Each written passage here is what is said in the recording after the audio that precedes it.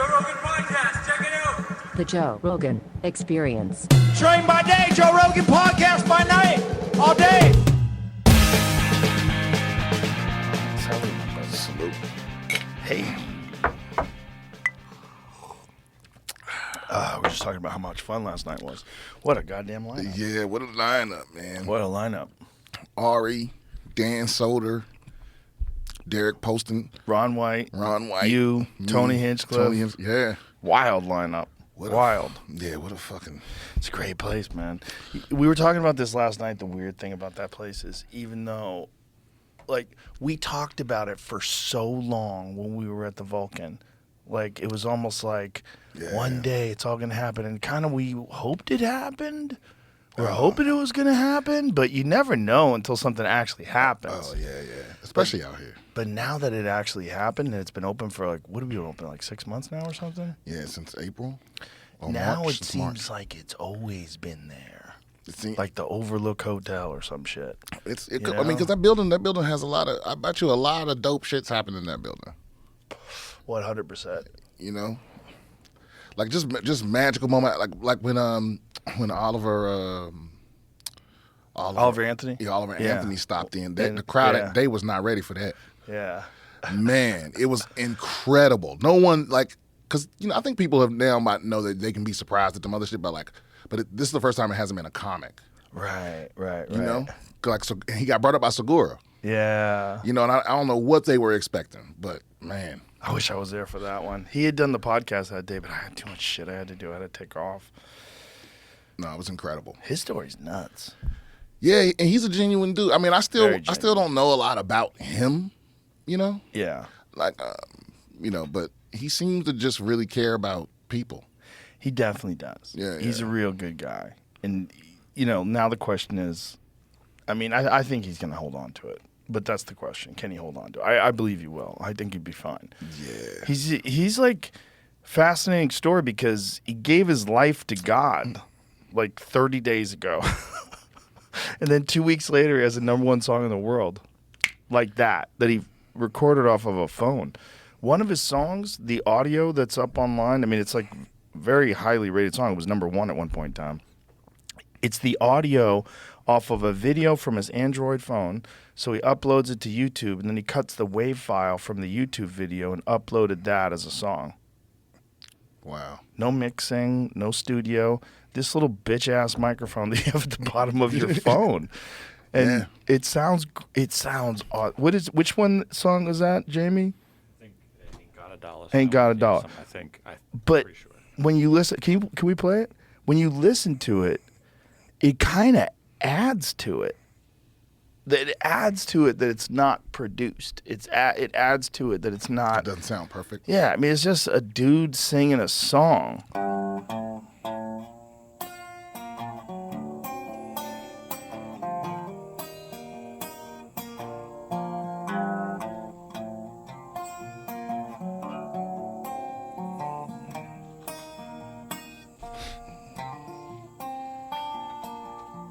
Well, I ain't got a dollar, but I don't need a dime.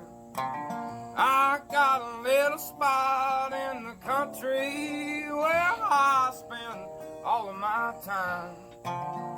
When the sun goes down on this itty bitty town, we can light up the bowl, pass it around. I ain't got a dollar, but I don't need a dime. See, that's soul right there, man. Yeah, you can't fake that. And you know what, man?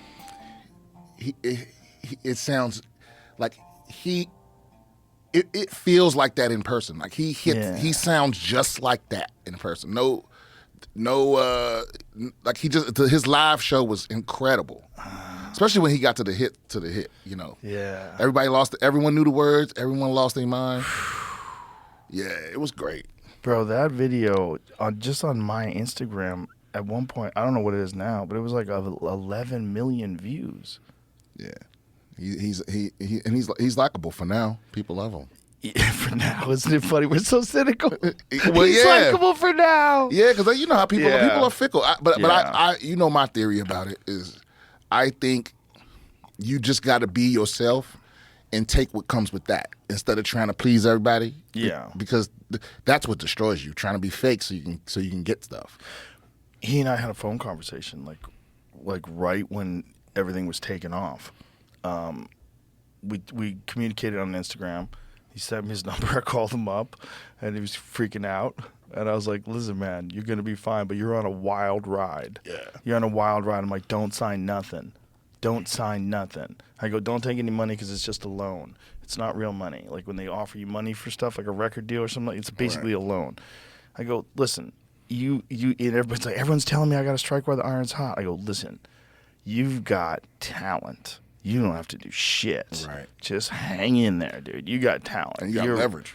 Yeah, he's the real deal. There's certain people, you see him and you go, oh, you don't have to do shit. You're fine. Like now the world knows. Now the world knows. That guy has fans now, like that. So he goes from 30 days ago selling industrial equipment, a pothead, like smoking way too much pot, smoking pot all day. He said he wasn't getting anything done. He knew that he was procrastinating and wasting his life away. And he just broke down, gave himself to God, started reading scripture every day. Instead of getting high? Instead of getting high. Damn. 2 weeks later, #1 song in the world. I wonder what he would have got if he gave his life to Satan. He would be that dude with the fucking, what's that guy's name? Sam, what's his name? With the fucking red skirt on the Grammys, dancing around like the devil. What's his name? Sam Smith? That guy. Wow. That, Oh, you mean Lil Nas X? no. Lil Nas X did it earlier. Oh, yeah. Everyone's doing it now. Bro, the Lil Nas X one was hilarious because everybody freaked out. They couldn't believe it. This is the guy from... Because he was giving the devil a lap dance? Yeah, that guy, Sam Smith. Oh, Sam. Okay, is this Yeah. recent? Yeah, it was the Grammys. Man, I don't be keeping up with shit. Good for you. Don't keep up. Yeah, because I'm like, when it comes to the award shows and shit, I'm like, I'll hear about the stuff that I need to see. Yeah, you hear about stuff. You know, we were playing Johnny Thunder last night. I'm Alive, and like that's another cool thing about having friends that have great taste. Like you came up to me, and you're like, you got to hear the song. Oh yeah. And I was like, okay. I mean, hit me with it. And I was like, oh my God, what is this? And remember we were trying to figure out like what year it was made? Yeah, it's old school. You know, because that's what I do. Every now and then I'll take a song, or I can take a playlist and I go make a radio station out of this playlist. You know, and then I'll hear new shit that I haven't heard. Yeah. So yeah, that just popped up on me when I was listening to Jimi Hendrix. God damn, that's a good song. It's so good, and it made me sad. Knowing that the dude's dead, because it's like, I bet he got fucked. Yeah, and I didn't like any of his other songs. That made me sad. You know, I was real disappointed. I only listened to one of the other songs. I wasn't into it either. Because that's the thing. That's how I know Oliver Anthony's fine, because, you know, you heard the hit go viral, but then you're like, but does he have any other good shit? Right. All his other shit's good. It's all good. And he writes it all himself, too. Yeah. You mean that wave file we just listened to off of a phone I think he has a Samsung Galaxy S20. Keep your publishing, man. I mean, that's amazing. It's just it's a 3-year-old phone, and the microphone off the phone records the audio, and then when you listen to that audio, it sounds fucking great. And you know what? You know what else too? It's like whenever I see a real good live musician, I'm always like, fuck these. This is way better than comedy. You know what I mean? We can't do with that. Like what he did, you can't do that with a joke. They do a different thing. Oh man, it's a whole different thing. It's a different thing, and it gets in your soul. Music, it makes you feel something. Yeah, it's like a drug. Yeah, and it's like people. So, I guarantee you're not aware of this, but this is a little microcosm of what society is. Beyonce is on tour right now, right? And she has a song where, like, in the middle of the song, she goes, "Everybody on mute," and then you gotta be quiet for 4 or 5 seconds until the beat drops again. And so it's like a challenge. So every city she goes to, she gets to that part of the song, and the whole arena has to be quiet for 4 or 5 seconds.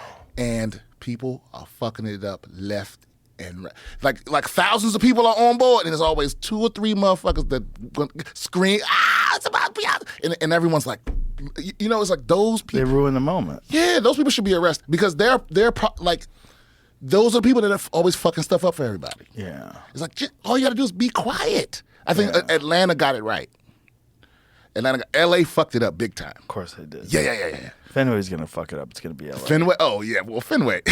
And if anybody's going to get it right, it would be Atlanta. Yeah, exactly. It'd be people completely disconnected from show business. I think it should be a study done on this, on like why Atlanta? What specifically about Atlanta?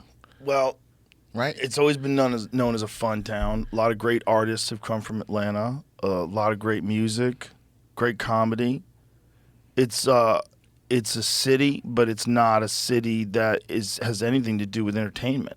I think when you got anything to do with entertainment, no, they film. It's a big film industry, right? But not because it started there. Because they went there for the taxes. You know, they went there because it's easier. Like Massachusetts has that too. What I'm saying about is like, you don't move to Georgia to make it as an actor, even though there's a lot of work there. Right, you move to Hollywood to make it so the weirdest, the fucking most fucked up people, the people that are the most needy, they're gonna go to L.A. Right. They're gonna go to L.A. And it's like ingredients in a soup. If you got too much hot sauce, that soup gets rough. You know, sometimes it's just a couple of drops. You got a big ass bowl of soup, but if you put some of that fucking Da Bomb stuff, you ever have that stuff? Oh yeah. Ari gave me a bottle of that stuff. It's ridiculous. I don't play it. It's that. so hot. No. It's like too crazy. But my point is, a couple of those people scattered around in a city can ruin the city. Yep. And then if you have an industry that's like almost entirely filled with crazy people, like acting, when I meet cool actors, it's shocking. It's such a breath of fresh air. Like, dude, you're so nice. It's so nice to talk to you. You know what they always have in common? They had a rough life before they made it big. Yeah, a lot of them do. Yeah. A lot of them do. Some of them are really impressive, and it makes me embarrassed that I sort of dismiss some actors. I dismiss them as being insane. That's the safest bet, though. It is a safe bet. It's like, I mean, because an actor that is crazy, if they in your life, it's like they can act, so they can lie. And they're practicing on you. Yeah, and you would have no idea. You know, if Daniel Day-Lewis wanted to lie to your face, you wouldn't be able to tell. Bro, when Amber Heard and Johnny Depp were having arguments that they recorded, I'm like, this is peak insanity. Yeah, it's you crazy. You have two people who know other people are going to listen to this. Yeah. And they're both aware of it because they were told to record their conversations. So they're both being very performative. And they're both like conning each other. My favorite part is Donnie Chip going, "Don't tell me what it's like to be punched. Punched." The way he says punched, I can't. I laugh every time I hear it. Don't tell me what it's like to be punched. Isn't that crazy that she was trying to tell everybody that he hit her, but meanwhile she hit him? Yeah. Oh yeah. I'll never get over that shit. Like and the way everybody just let her slide after that. It's weird because if that was a guy that it's like did something and made something about some woman and you know tried to ruin her life like that, like he'd be shunned. But there's still people that like, someone tweeted a joke about Amber Heard recently. Who was talking about that, Jamie? And they got attacked by. Who was it? Oh, they said a joke that they didn't even say her name. Right. They were talking about her. Yeah. Will they get canceled? No, it was just like, it's almost like she's hired like one of those, I'm not accusing her of hiring this, but there are publicity teams that you can hire. So like if people are saying bad things about you, you can hire a team and those people will go after anybody who says anything bad about you, and it discourages people from talking shit about you. Oh, but that doesn't work. It doesn't work, but it. I guess it lets people know you're not going to be an easy win. It also makes the argument muddy, because if everybody agrees that she's a psycho, right, you know, then it's like it's just an echo chamber. But if you get the narrative to like, fuck you, you don't know what happened before that recording, and you know he's an abuser and this and that, and Amber speaks the truth, and she's a woman and she was confused, and like, you know what I mean? Like, there's a lot of people that will chime in and say those things, and if you're hiring people, if you have like, say if you're a politician and something goes down, and everyone's blaming you for some particular crisis your city has, if you have a marketing team that has a whole social media aspect to it, a propaganda aspect, essentially. You can have a bunch of people arguing for the mayor, Right. and he didn't fuck anything up, and it's the city council's problem, and he warned them in 2014. I mean, they could say shit that's not even true. Right. And especially if they have these weirdo accounts where it's just a bunch of numbers and letters and there's no picture attached to it, and you go to them, there's no followers. You're like, this is wild. I got a lot of shit for my criticism of Amber Heard, but it's like, hey man, I'm not saying she wasn't abused. She was dating a crazy motherfucker. They were both crazy, but from the evidence I heard, she the only one that sounded like an abuser. But that's the only evidence we heard. When those two were together, see, you got to imagine they were together for how many years and how many drunken fights did they have? Like, who knows who did what to who? But when you at the point where you, like, when the bitch shit on your bed, you got to get out. You got to get out. You got to get out. She's a boundary crosser. I got no empathy for you past that point. Yeah. When you got to start recording your spouse, it's time to go. Why even try to win that fight down? Just leave. I think for people like that, too, because they're so famous, it's probably very difficult to find someone new. You know, you would imagine, like, very few people could relate to them. And, you know, they're both beautiful movie stars, too. Yeah, but you can find somebody that's not going to shit on your bed. Yeah, I bet you can. That's not a low bar to clear. It's totally possible. Yeah. Because I don't need, like, if you ever show me that you're going to introduce chaos to my life, you gone. Right. I don't got time for that. Right. Yeah, you got to know when. Yeah. How many bathrooms we got in the house, bitch? You're shitting on the bed. What kind of drugs are they doing? Oh, man. Probably what the kind of best. shit your bed drugs. The best drugs, yeah. For sure. I mean, that dude's pals with Keith Richards. It's just, you know, publicly to see something like that is so. The thing about it is, though, you know it happens. You know people are nuts. You know people have nutty relationships and nutty fights. But until you like really see it, like, and then see a court case about it on television for the whole world to see. Oh, yeah. And you see like some pretty, you know, what looks like lies. You know, a bunch of crazy talk, and you know, just realize like these guys were in hell. You're thinking of them as movie stars, and they were in hell. They were in hell in the most psycho relationship ever. Yeah, and I don't even think it was really about the money. It was like I beat you. You know? Yeah. Well, I think she ruined his career. I think he was getting kicked off of movies because he was being called an abuser, and he was trying to say that's not true. And she actually used to hit me, and then the recordings come out, and like, you know, I don't know what the fuck happened, but that guy definitely lost that Pirates of the Caribbean role because of that. Oh, yeah. I mean, this is my conclusion from all of it. Because, you know, the documentary came on Netflix, too, right, about it? I didn't see the documentary. Yeah, is that she is definitely an abuser, and he is probably an abuser. You know what I mean? So if you put a gun in my head, I'm Team Johnny. But yeah, I don't know. Also, you gotta think that the way he behaves with her, if she's abusing him, is different than the way he behaves if someone's not abusing him. Oh, but also, man, like you've been in a relationship with crazy people. It's like they learn how to pull the crazy out of you so they can say, you know what I mean? So it's like if you with a person like that long enough, they know exactly how to make you act crazy so they can turn around and go, he's lost his mind, you know? Yeah. So but for people to act like, oh, it's Eve and Steve, I'm like, no, that's not true, bitch. She is an abuser for sure. This is the way she was talking. Yeah. What you gonna do? You gonna tell people? What they gonna think you a little bitch? Like, who talks like that unless they? Is that what she said to him? Yeah, like I don't know the exact words on the recording, but that was the sentiment of like, oh, Johnny, are you gonna tell people I hit you? Oh, and if they believe you, you gonna tell them you getting beat up by you little pussy? Like that's how she was talking to him. You got the recording, Jamie? She's like, I get it. At that point, you gotta leave. Yeah, and I don't have no tape from her of him talking like that. Right. So I'm like, you know, I know that's how abusers talk. That's how somebody would talk of you if they were like just an abusive parent or anybody. You tell anybody, and you know what's gonna happen. That's how abusers talk. I don't hear him talk like that. He sound like an abused man. She sound like an abused woman too. Like she's saying all the things an abused woman would say, but she an actress. Yeah. So like without the evidence, I'm like, you just killed that role, or The thing is, she's not really good. At acting? Yeah, she's good. You know what I'm saying? But she's not Daniel Day-Lewis good, Well, no, nobody is. right? So if Yeah. Daniel Day-Lewis could lie to me, I'd be like, damn, he really is from sure 1400. He's got a fucking time machine, Brian. I met a guy with a time machine. Like, I couldn't tell. Daniel Day-Lewis, Meryl Streep, Denzel. Yeah, there's a few of them that could just lie right to your face. I don't think she's one of those. Nah, she ain't got that. But she can dig deep. I'm sure she's got some emotions she could pull out. Yeah. So I don't know.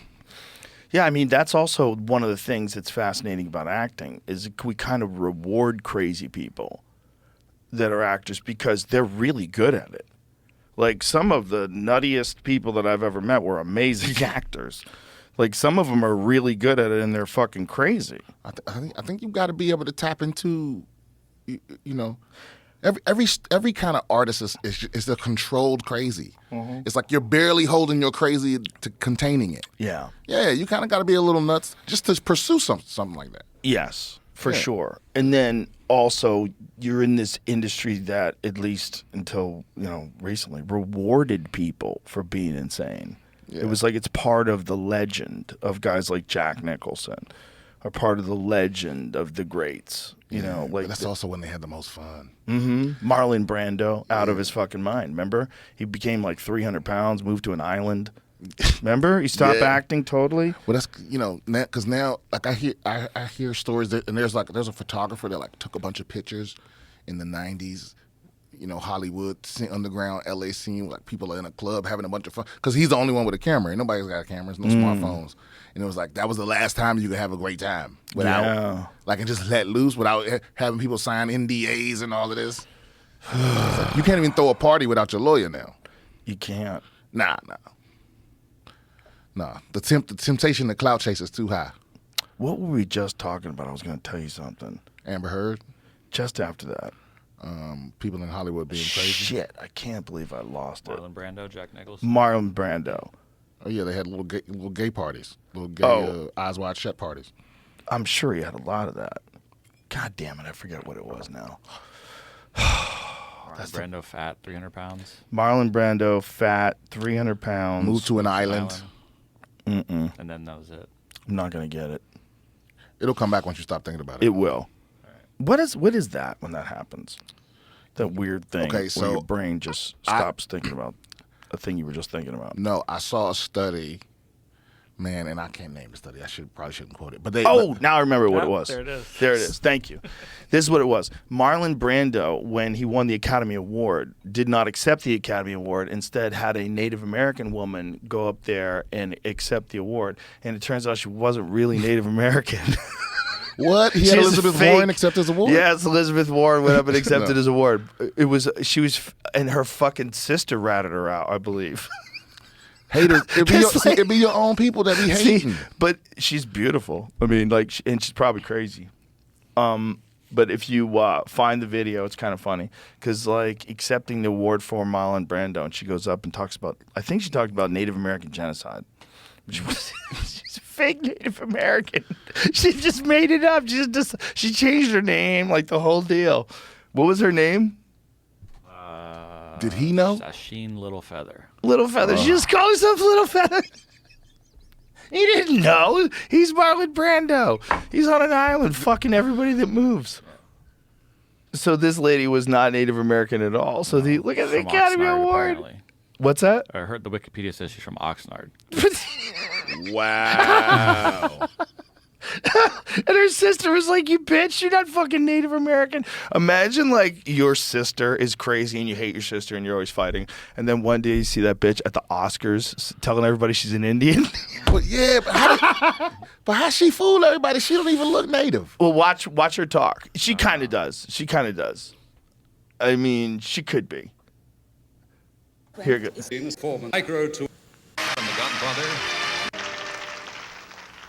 Hello, my name is Sasheen Littlefeather. No, it's not. I'm Apache, and I'm president of the National Native American Affirmative Image Committee.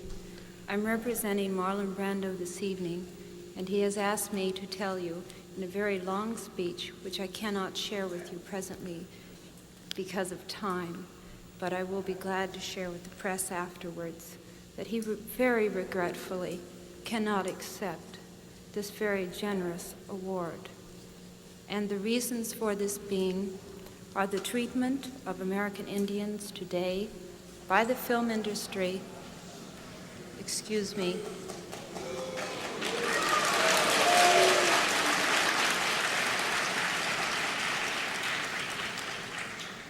and on television in movie reruns, and also with recent happenings at Wounded Knee. I beg at this time that I have not intruded. Wounded Knee was quite a long what is time that? before that. Well, why'd you say recent happenings at Wounded Knee? There was a protest there or something. Oh, right. Yeah, so her ancestry dispute here, like after her death, though, which is kind of. Oh, that's when she got busted? Oh, yeah. Her biological sisters, Rosalind Cruz and Trudy Orlandi, who say the family does not have Native American ancestry. Keeler writes that the sisters state that their father, who was born in Oxnard, California, was of Mexican descent and had no tribal ties, nor was he related to the Yaqui tribes of northern Mexico.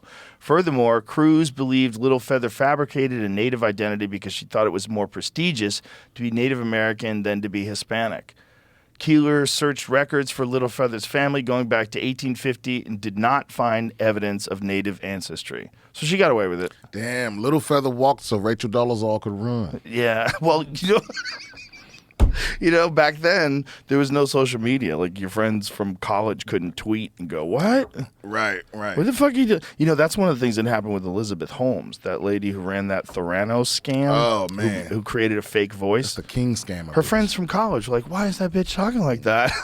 They would call each other up. Hey, Right. have you heard her on the news?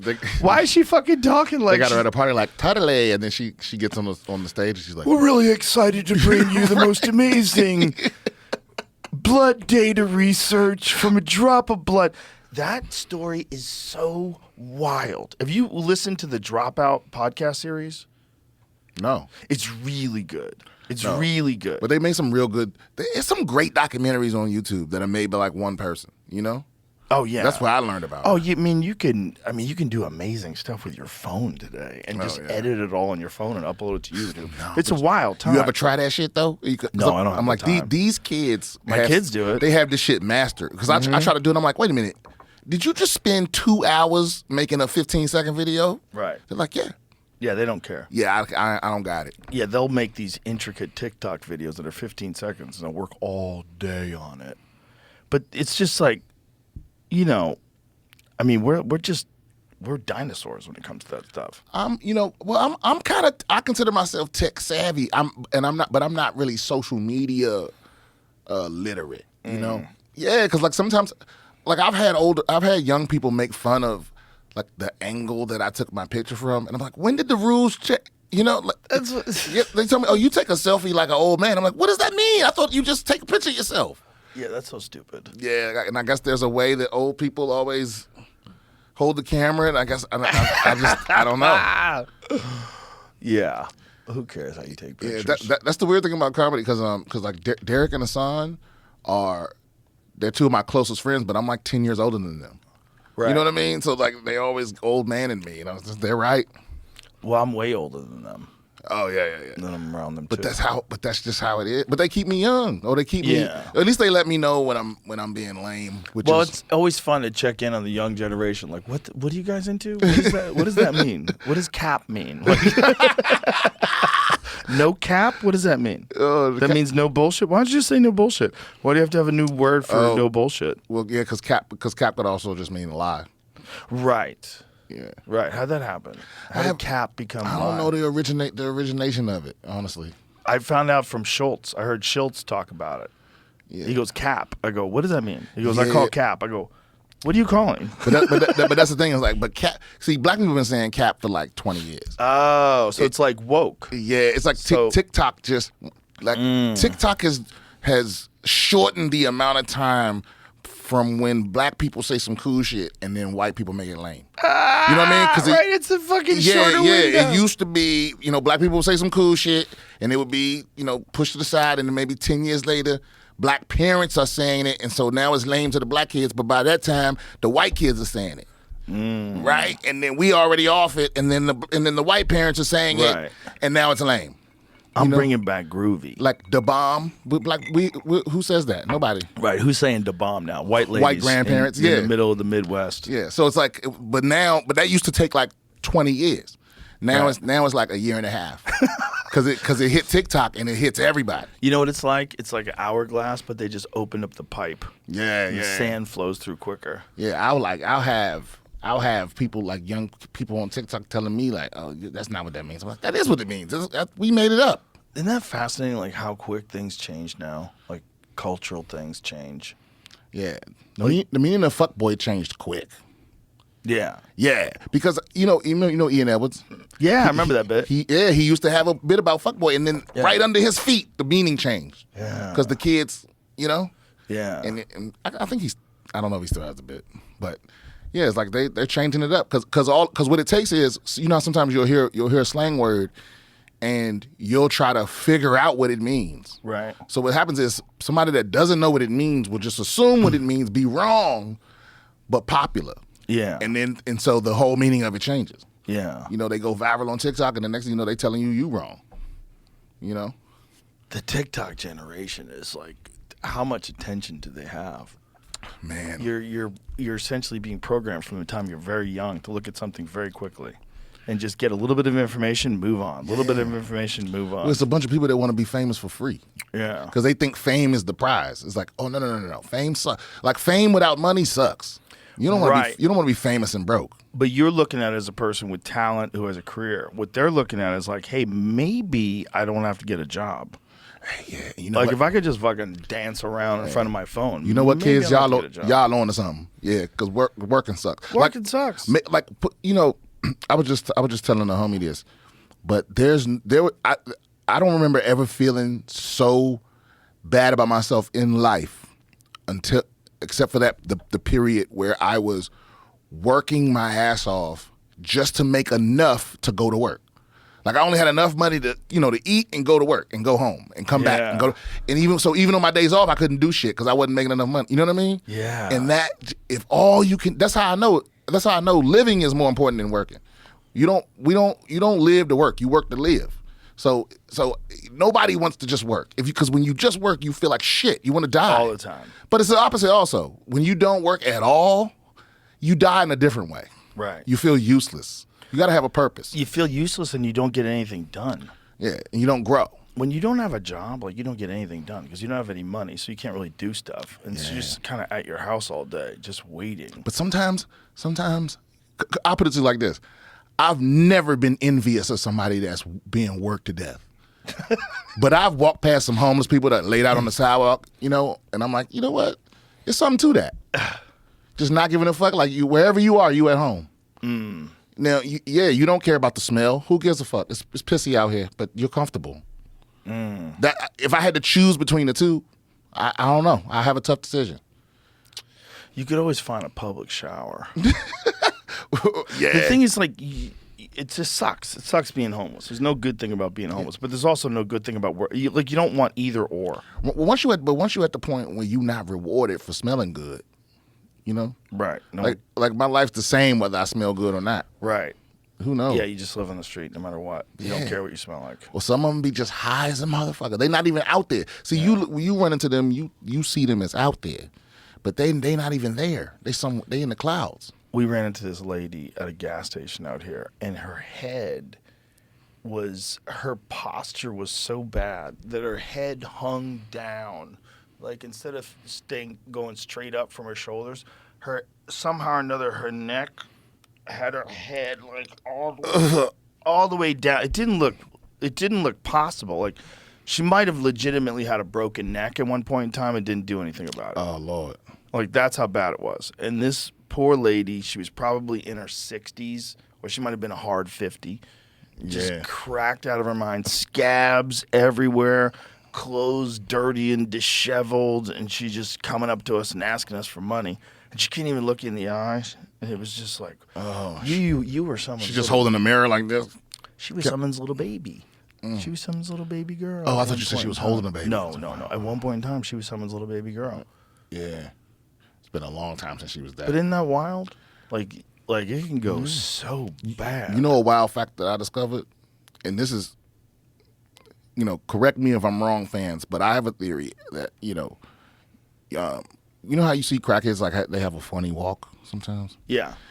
I have a theory that people that are strung out on drugs, they walk like they still have the ass that they used to have.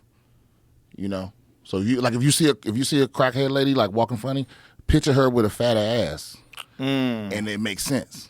Right, because she still in her mind looks like her that. hips was trained on her good ass. Right. But now she on crack and then the shrank to nothing, but she still got the movements. Yeah. Let's see if I'm right. You know what scares the shit out of me that I've been seeing on Instagram is anorexics. There was some anorexic lady who was dancing around on Instagram, and then I told my daughter about it, and she knew the girl's name, like Eugenia or something like that. And then is this like she's a famous Instagram or she TikTok. She's famous for being anorexic? I believe that's part of what she's famous for. Yeah, God. because when I used to do yoga at this place. Yeah, there she is. Oh no, baby girl, no. Well, you should see the video. See if you find videos of it. Because, like, when she's dancing around, like that one down there with the microphone in her hand, that's the one I saw. Like, look at this. It's crazy, man. God damn. Bro, that wig looked like it's wearing her down. Bro, it scares the shit out of me. Wait a minute. Look at Damn, her this. hips. Why Like, you look show at the me bones. this? Look at the bones in her hips. I mean, I used to do yoga with this lady who was anorexic. I shouldn't say I used to do. I did it once. I showed up at this class, and this lady was there. And at the beginning of the class, like before the class starts, people are like warming up and stuff. And I look over, and I had to do one of these, like don't freak out, don't, because she was like 70 pounds. She looked like that lady. But she was like right next to me on the mat, right next to me. I was like, man. oh my god. Is she doing jujitsu? No, yoga. Oh, okay. I was going to say, get her out of I would just let her tap me. Just go ahead, get me. No, this poor lady. It made me so sad. It was so sad. It was so sad because she doesn't. You could fix that with food. Like you're at yoga class. You're not poor. That's why that's way more alarming than like morbid obesity. Yeah, you know what I mean. It's weird because it seems like an easier fix. But I think we have to realize this is really important. We have to realize that when we judge people like that lady, or like even like someone who's morbidly obese, like Lizzo or something like that. She's not morbidly, right? Is she? No, but I was just sitting here thinking, damn, I'm glad he didn't say Lizzo. That's the easy way to go. Because everybody always goes Lizzo. Tim Dillon. Let's say Tim Dillon.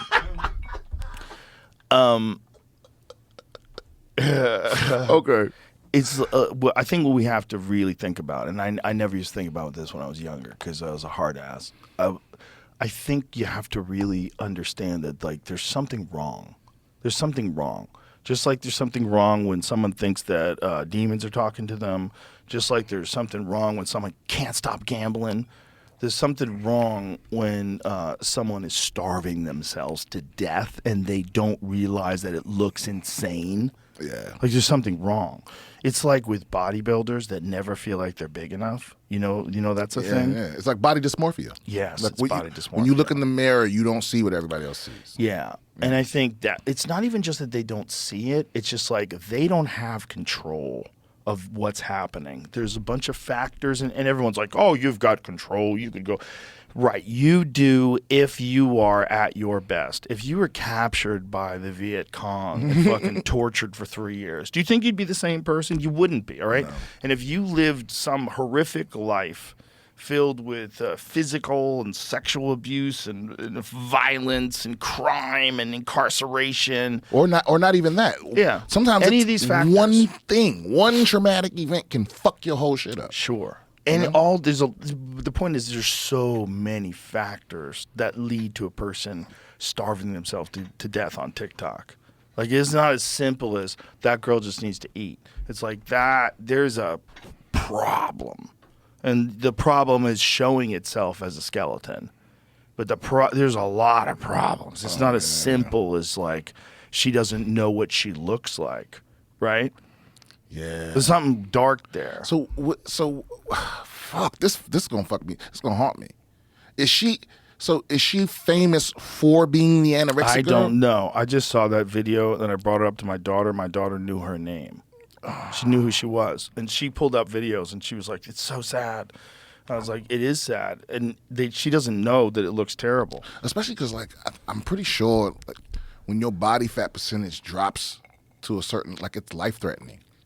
Oh, she's 100% life-threatening. Yeah, dude, like- it's life-threatening for sure. Starvation is one of the absolute worst things that can happen to your body because your body starts to digest itself. Yeah. You notice how you never hear the body positive movement is never like, just because she's that skinny don't mean she ain't healthy. It's like, Right. Exactly. Nah, that bitch about to die, bro. Exactly. There's no body positivity movement for not eating. No, hell no. According to Wikipedia, this is her first video that went viral online like 10 years ago on World Star Hip Hop. Okay, so then she looks just thin. Yeah, but she looks like her mom and dad probably like, you need to eat, baby. That's what is not an emergency. She's very thin, but she also looks like she's frail framed. Right. She's a small person. Little frame, but she still looks healthy. Yeah. Between that and what she's at now, look, you could see like her legs. You don't see these bones poking out everywhere. Right. It's mental illness, man. I mean, it's 100% mental illness. Especially when you got to twerk from the knees. Play that. She twerking from the knees. Well, she doesn't have a lot to work with. You know. No. I mean, she's a tiny She's so frail. But to see her like that, like, it's just any like I said, that lady who just take yoga. It was like watching her do it was just like, oh my god. Yeah, because how do you cure anorexia? Is it just it's like has anyone cured it? Yes, yeah. People have bounced back from it. Yeah, I don't know what they have to do to bounce back from it, and maybe I think. Like a lot of it gets exacerbated by models, like they have to starve themselves. Well, when your relationship with food is compromised, I think that might be the most dangerous. Like even the opposite, like the food addiction. Mm-hmm. It's like when your drug is food. Yeah, that feels like such a because you can't quit food. Right. It almost be like if you had to do a little heroin every day and you had a heroin problem. Yes. It's like you got to eat. So right. You have to. It's the only addiction that you can't ever just abstain from. Right. So that's tough. But then what is this? Is it like the signal? Like something's fucked up with the chain of events that happens when you put food in your mouth. Where like your body, instead of being like, oh, that's great, it's like, get this the fuck out of me. I think. For this lady, I mean, who knows what led her down to being a skeleton?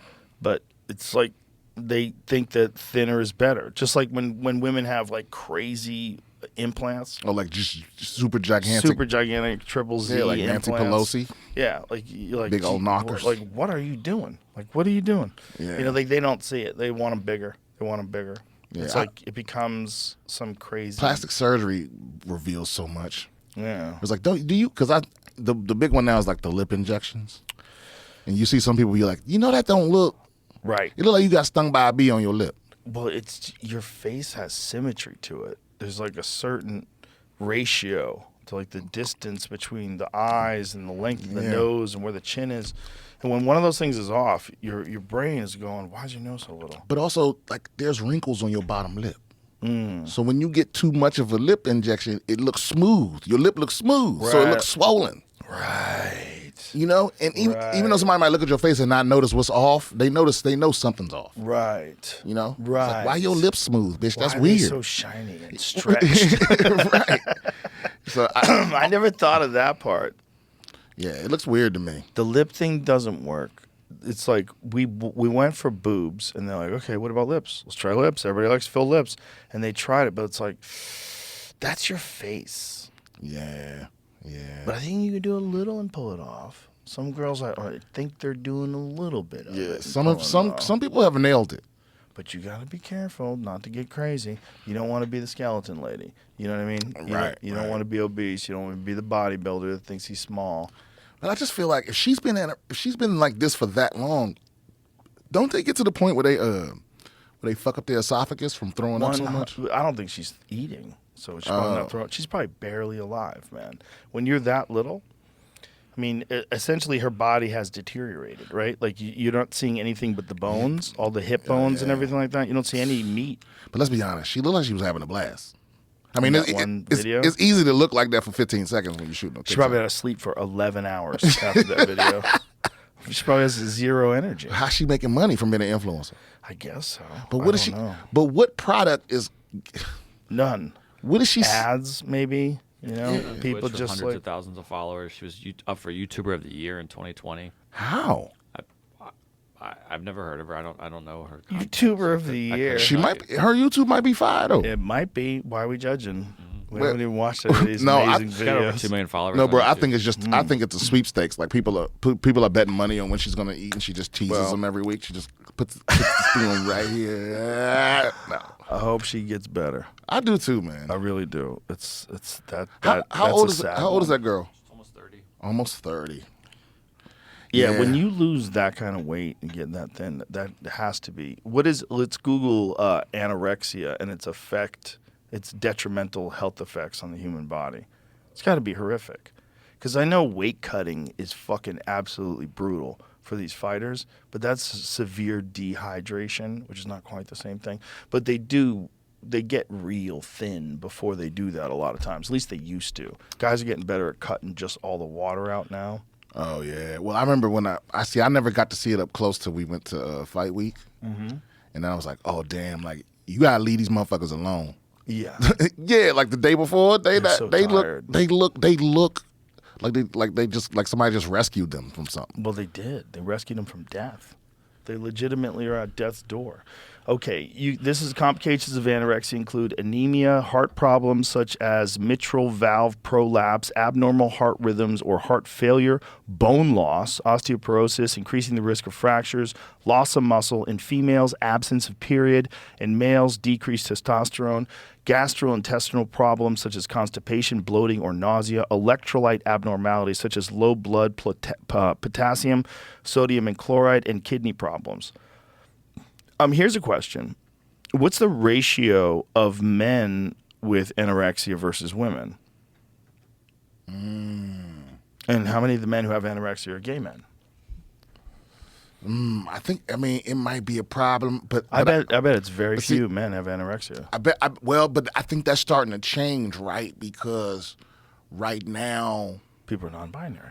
but right now, Pete Davidson is a sex symbol. Pete Davidson and Machine Gun Kelly, like young white women love the sick looking, Sort of. like the real malnourished looking guys. Sort of, until Jason Momoa shows up. Well,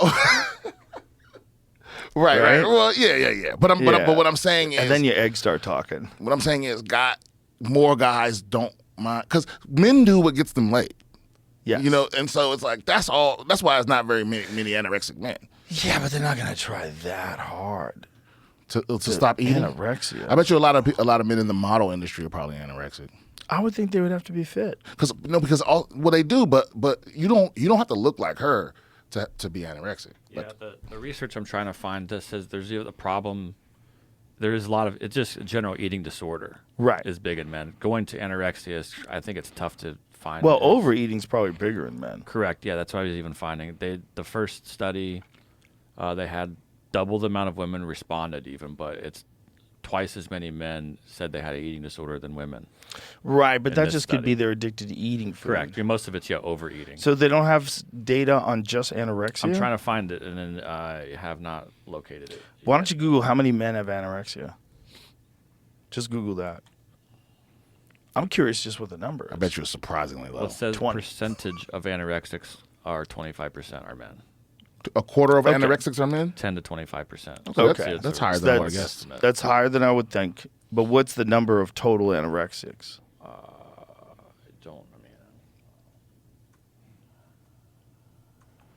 You say 10 to 25% are men? Is that what you said? Saying, yeah. But, Do they have to self-report?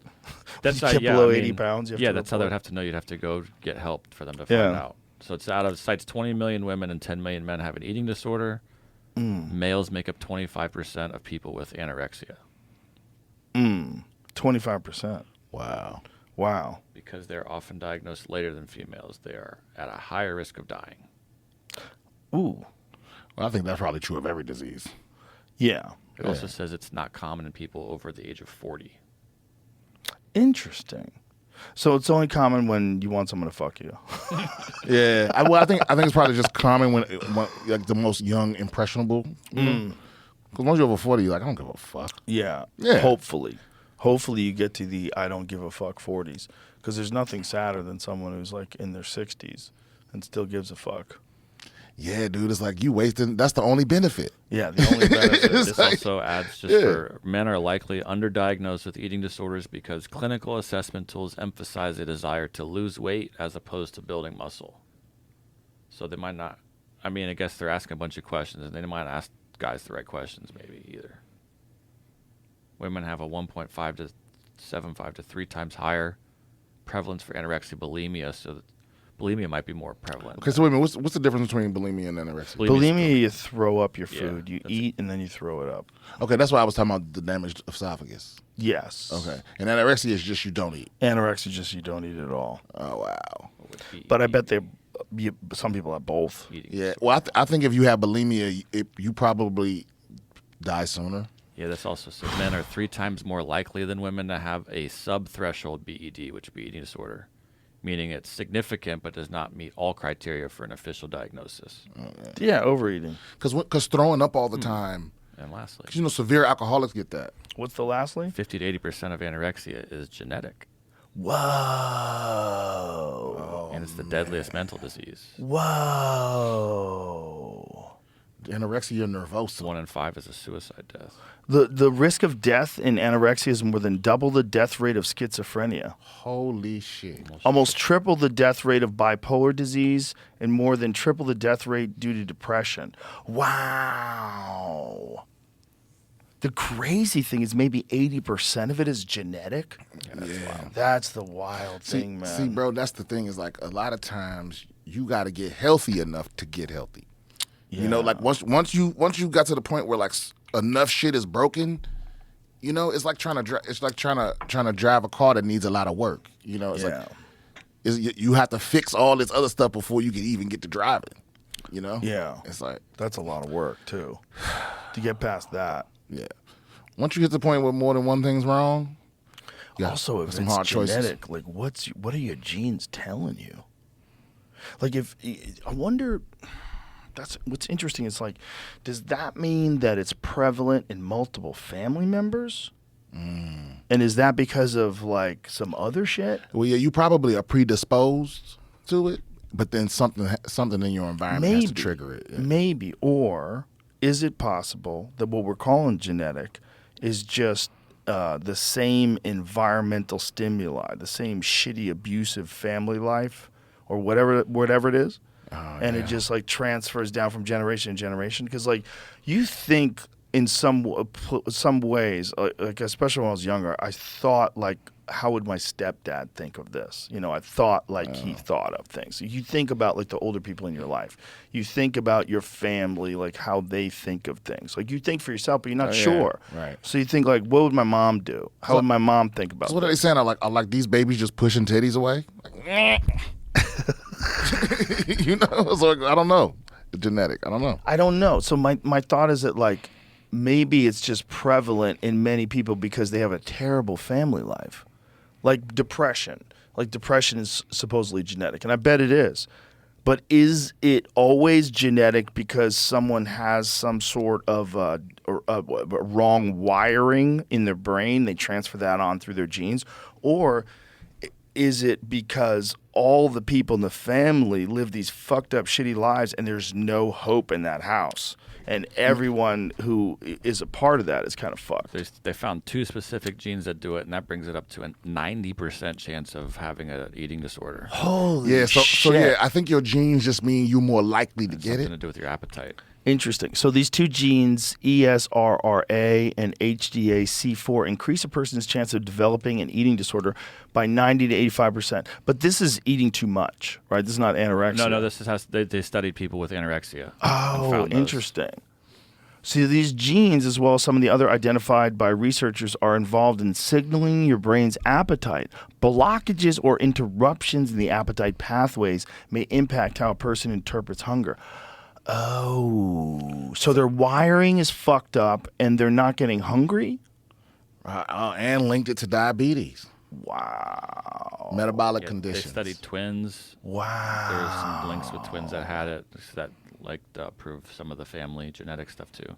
That's amazing. So it's some screwy wiring that makes you less hungry?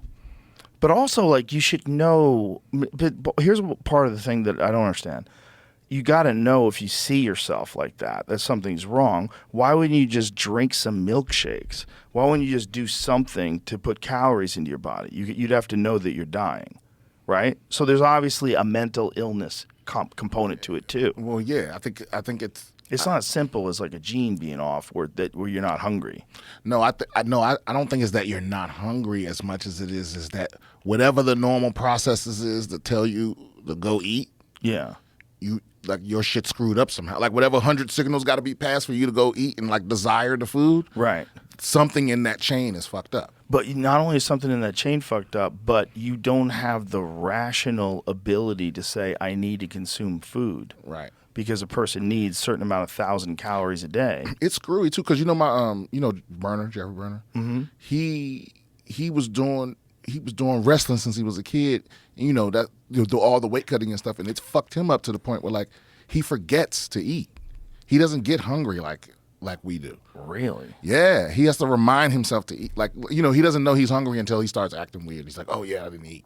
Oh. Because he's starving himself since he was a kid. He's been wrestling since he was a little kid. Wow. So my point is, become accustomed to that signal. Yeah. So I think like if you have these genes, you're more likely, something in your environment is more likely to. It doesn't mean you're gonna have anorexia, but it means you're way more likely to. Depending on what you're exposed to. That makes sense. Because Yeah. I wasn't born with depression. Right. You know what I'm saying?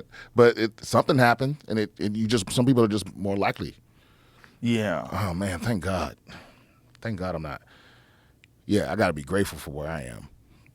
Man, could you imagine having a fucked up relationship with food, where it's like you don't want it? Oh, I would rather want it way too much. Yeah, I'd rather have to fight that.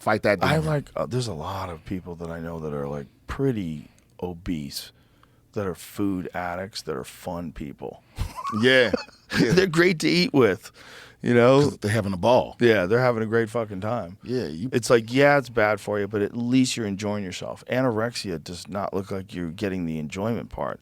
The thing about like if you go to like a real Italian restaurant, like, come on, eat, they just want to stuff you.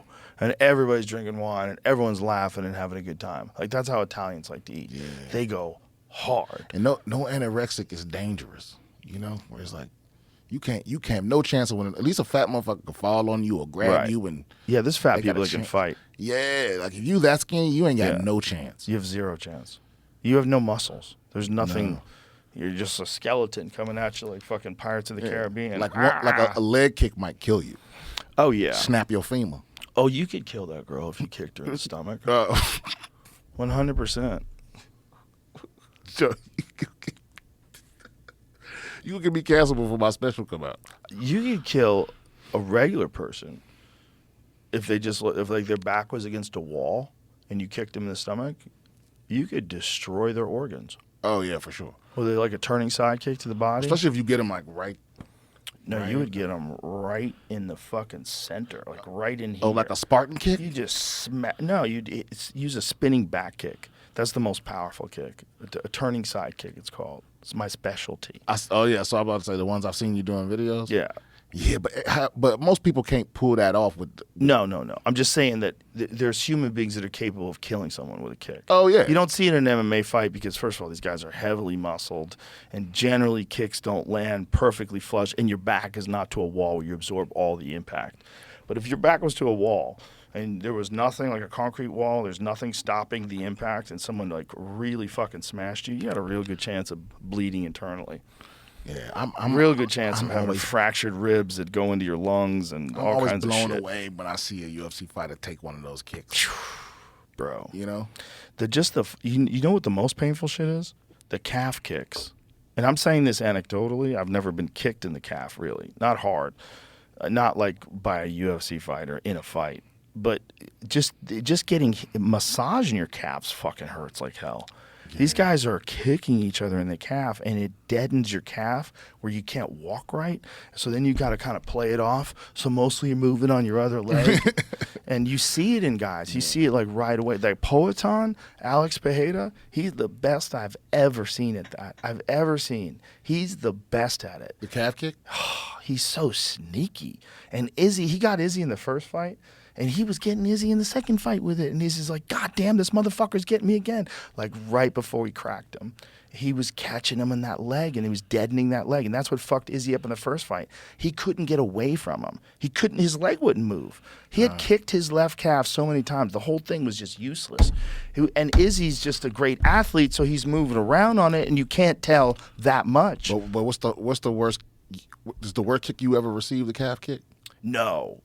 The worst kick I've ever received is the kicks to the body. Oh, you get kicked to the body, man. You kicked in the head is horrible. You know, you get knocked out, you get rocked. Getting kicked in the body, like getting kicked in the liver, especially. Holy shit, man! Your whole body shuts down. Being knocked out doesn't hurt though. You know what I mean? Oh, it hurts. No, I mean, no, but what I mean is you just wake up. You don't feel the pain. Like I'm sure you feel going through something. Right. But like liver shots. Like you remember when Tank? Bernard Hopkins. Tank's a good one. Yeah, Tank's a good one. When he hit Ryan Davis Garcia. Yeah. Or Ryan Garcia. Davis. Ryan Garcia. Yeah. Gervonta is a murderous puncher, man. But I was going to say when Oscar De La Hoya fought Bernard Hopkins. Bernard Hopkins was too big. Oscar was past his prime. Bernard was still in the fucking... I mean, even though he's older, Bernard was probably in his 40s when that fight happened. That's when he was the sharpest, though. It's crazy. Bernard, I asked Terrence Crawford about that, and he said one of the things is probably that Bernard was in prison, and during that prison time, he didn't abuse his body. Like, he didn't get beat up. He didn't have all them, but he was training and learning. And then he also developed this insane discipline when he was in prison. He's like, I am never coming back here. I'm never coming back here. And they said to him, we'll see you. Like after he got you never seen me. Well, that's the thing, man. So this is it. I don't know how old Bernard. There it is. There's the body shot. Let me see that again. Ooh, dig to the body. Bernard was so good. I rewatched Bernard versus Kelly Pavlik the other day. Yeah. And I think Bernard was in his 40s in that fight too. And everybody counted Bernard out. That was after Kelly Pavlik knocked out Jermaine Taylor. You can accomplish so much out of spite. Spite? Oh, yeah. The will. So many of the things I've overcome have been from spite. Yeah. Yeah, when my dad dropped me off to go to boot camp, he was like, I'll see you in a couple weeks. Whoa. And that is what made me not quit. Interesting. I was like, never, I will not give him the satisfaction. Because he was right. I had trouble with people telling me what to do and stuff like that. But I was like, oh, no. Ain't no way I'm going back home. No way. Fuck no. I'll endure whatever just to win, just to show you. Bernard was world class when he was 50. Yeah. He probably still box up the average person. Oh yeah. Oh, the average person's dead for sure. But I mean, that guy, like, what? And also clean living his entire life, organic food, no fucking around, no drugs, no alcohol, no nothing. Yeah, he was always in shape. Always in shape. Never got fat. Never got big in between fights at all. Always running. Always hitting the bag. Never got out of shape. Not for a minute. Not for a second. You could have called Bernard Hopkins on a Tuesday and said, you got to fight on Saturday. And be like, how much? Oh, yeah. You know? I mean, he was always ready. Yeah, and he was just so defensively responsible. Like, his defense was impeccable. Yeah, he was sharp. I mean, Philly produced a lot of. Oh my God, Philly produced a lot of killers. Yeah, man, and I don't know why that is specifically. Tough neighborhoods. Yeah, tough neighborhoods produce killers. Yeah, you know? it's true. Come on, Brownsville. And every now and then, though, you get like a rich kid, like a prince or somebody. Oh, Prince Nassim Hamed. I don't know if was he really a prince? I don't think he was really a prince. No, he was really a prince. But every now and then, you get like a spoiled kid that got some hands. Every now and then. Yeah, I mean, there's people that violate the rules. Yeah, you get the Ivy League champ, but it's so rare. Nobody wants that, though. They want somebody that's been through some shit. They want Tyson. Yeah, they want Mike Tyson. They want somebody that came from the depths. Yeah. Someone with no family. Someone who was raised by, a guardian who happened to be a hypnotist and also a boxing trainer. Yeah, that's Prince Nassim. He used to this motherfucker. He came out on a flying carpet. How amazing was that, bro? People forgot about Nassim. Yeah. And his style was amazing, man. Watch some of the fighting. This is fun, but find some of his fighting. Because his style was so crazy. He had his hands down by his knees, and he would like bend at the waist and just wing punches at you. He reminded me of who was the dude we were talking about the other day that had that weird style? The Drunken Master. Oh, yes. Oh, my God. What's his name? Look at Nassim. Look at him dancing around. I mean, look at that. How do you handle that? And the guy can punch. And he had big legs. And his power came from his legs. He would like punch with his whole body. And people forgot, man, he was really good. And he was so popular. I mean, he was all over television back then, So man. unusual. His interests were too long, though. He had like a 20-minute. Oh, no. It was great. It's great because now we can go back and watch it. But, dude, he was fucking people up. So he had this crazy style, but he also had murderous power. I think his son's fighting now. Emmanuel Augustus? Yeah, Emmanuel Augustus. Yep. Yes. The Drunken Master. Yeah, but Yeah, he that's him now. Now he's a heavyweight. Oh, Prince Nassim's a Yeah, heavyweight? no, Oh, he's no. not fighting anymore. But he's eating a lot of food. That's him on the right. Oh, what? Yeah. Wow. Yeah, he's one of them 85%. He's got that gene.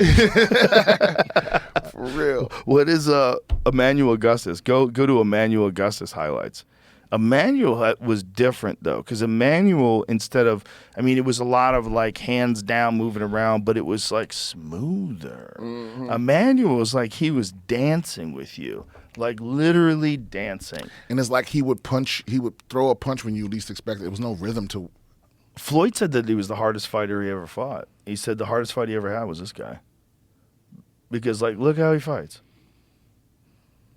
I mean, he's just moving around. It's like that dude was dancing before the fight started. He was dancing during the fight. And he was really slick defensively. So, like, this style was, like, very disconcerting because he could move so good and he was kind of clowning you. So that fucks with your head. Yeah, I mean, if you see somebody, he would throw a couple punches at me, and I'm like, I'm good, man. I forfeit. Well, that's where leg kicks come into play, son. Whump. Give him a couple of those. Whump. Put your hands up, move forward. Whump. A few of those, and all that shit's gone. That's why it's wild to hear. I forget that guy, that bodybuilder, that was like, Bradley Martin. Like Yeah. I could beat because a professional Mouse. fighter in a fight. It's like, yeah, come on, man. Well, he's also very smart, and he's doing this for clicks. Oh, he knows. Yeah, he Yeah, knows his Bradley's a bullshit. smart dude. But I did see him actually spar with a black belt jiu-jitsu guy that was his weight. You know, I mean, obviously he got fucked up. Who did that? Who sparred with him? I don't remember whose name it was, but I just watched it a couple of days ago. See if you can find somebody it. did spar with him. Who is I've it? seen it a few times. It doesn't say in the info. Yeah, I mean, Recognize look, Bradley is a super Oh athlete. yeah, here it is, right here. yeah. I mean, he's a gigantic athlete. I don't know who that is he's sparring with. Where is Bradley? He's in the blue. He's in. That's him? Yeah. Is this a long time ago? No, this is This recent. was 2 years ago. He was done Oh, it again okay. recently, I think, but No, this ain't the video I watched. So it looks No, in this no, video no. like he's just learning stuff. No, the video I watched was recent. He was getting fucked up. He got real humble. But again, they weren't in a street fight when like kicks and punches and everything's on the table. Right. So but when it comes to jiu-jitsu, at least Bradley's done this, right? So Bradley has done some rolling, and yeah, he's getting manhandled by a black belt, but we all would. Right. But at least he's got some grappling experience. So I'm assuming if he's done that, he's probably done multiple classes. So he probably has some understanding of positions. He probably has some But understanding. he's probably of, never been in a real like you know what it is to me is like people that have never been in a fight, what they don't understand is you could do all the fucking training you want to. But if you ain't never got hit for real, right. that's your ability to take damage or avoid damage is most of winning a fight. It's a lot of So it's it. like that one, you know, like the type of motherfucker like Izzy that can take a leg kick from Poetan and keep fighting. Most people don't got that in them. Right. You know, when you hit me with one leg kick and I'm out. Right. I'm out, and you are too. You haven't fought. If you've never been in a fight, all you doing is imagining. Right. It's like you don't know how you're gonna react to getting hit in the fucking sternum. So this is him Different rolling. video, same guy. I think he's wrestling the same guy though. Wrestling Steve. Winner keeps the truck. Oh, he's getting manhandled. But that's just to be expected. It doesn't matter how big you are. I mean, that guy's big too. If you're grappling with a black belt in jiu-jitsu, you're going to get manhandled. That's what that guy does every day. You know, if you play chess with a guy who's a chess master, you're going to get fucked up. Yeah, I mean, I wish I had the money to put up to actually have him do it. oh, he gets strangled. An MMA fight with Mighty Mouse. Well, you don't want an MMA fight because if he picks him up and slams him on the ground, he could fuck Mighty Mouse up. I don't know if he would be able to do that. Mighty Mouse is he's so technical. He knows everything. But the size difference is so great. All it would take was one slip up. It didn't get a hold of him and spike him on the ground. Yeah, we kind of saw that happen to Rose Namajunas got knocked out like that. Right. Yeah. And she was piecing her up before that. Mm-hmm. She was. winning that fight. She Yeah. was. Yeah, I don't think she hasn't really been the same since. Well, she broke her finger in the first round of her last fight. And, you know, people are, like, criticizing her, saying she needs to go down to 125, and maybe. But you can't discount that her finger was broken in the very first round. Like, that's a giant factor, man. Her finger was fucked up. So she fought 3 rounds against a very, very tough, legitimate flyweight. He was much bigger than her. The girl looked jacked. Ugh. But Rose, in my mind, is one of the greatest strawweights of all time, and that's where she should be. Agreed. She's amazing at 115. I know it sucks to make 115, but that's the big fight. Is if she really wants to keep fighting, she wants to go back down to flyweight. There's Tatiana Suarez down there, but Zhang Weili, she beat her twice. So she knocked her out, and she beat her in a decision. So they fought twice. Yeah, but you know what though? That's a different Zhang Weili. She gonna go down there and fight. Mm-hmm. Yeah, because she locked in. Oh, she's locked in. You know, like, Yeah. and she was always dangerous as fuck. Mm-hmm. But I don't think. She keeps getting better. Yeah. Yeah. It's been a couple years since Rose seen her. I don't think that's the same fighter she fought before. Zhang Weili is a tank, man. She comes blasting you with kicks and punches. Her grappling sensational. Ground and pound is vicious. She's got a killer instinct. I mean, she knocked out Joanna Jędrzejczyk with a spinning back fist. Like, she's a beast, man. She's a fucking beast. And I love me some Rose, but I do too. I don't think she want that smoke. Well, who knows, man? She, like I said, she beat her twice. I think if they fought again, you know, if Rose gets her finger fixed and drops back down to flyweight, that's a fight I'd like to see. Oh, I'm definitely gonna watch. That's a fight I'd like to see. But I remember when Rose won the title. Mm-hmm. That was one of the best cards in UFC history. You remember that? 3 titles changed hands that night. Mm-hmm. It was Rose won the belt, and then who the fuck else was on that card? It was 2 other title fights on that card.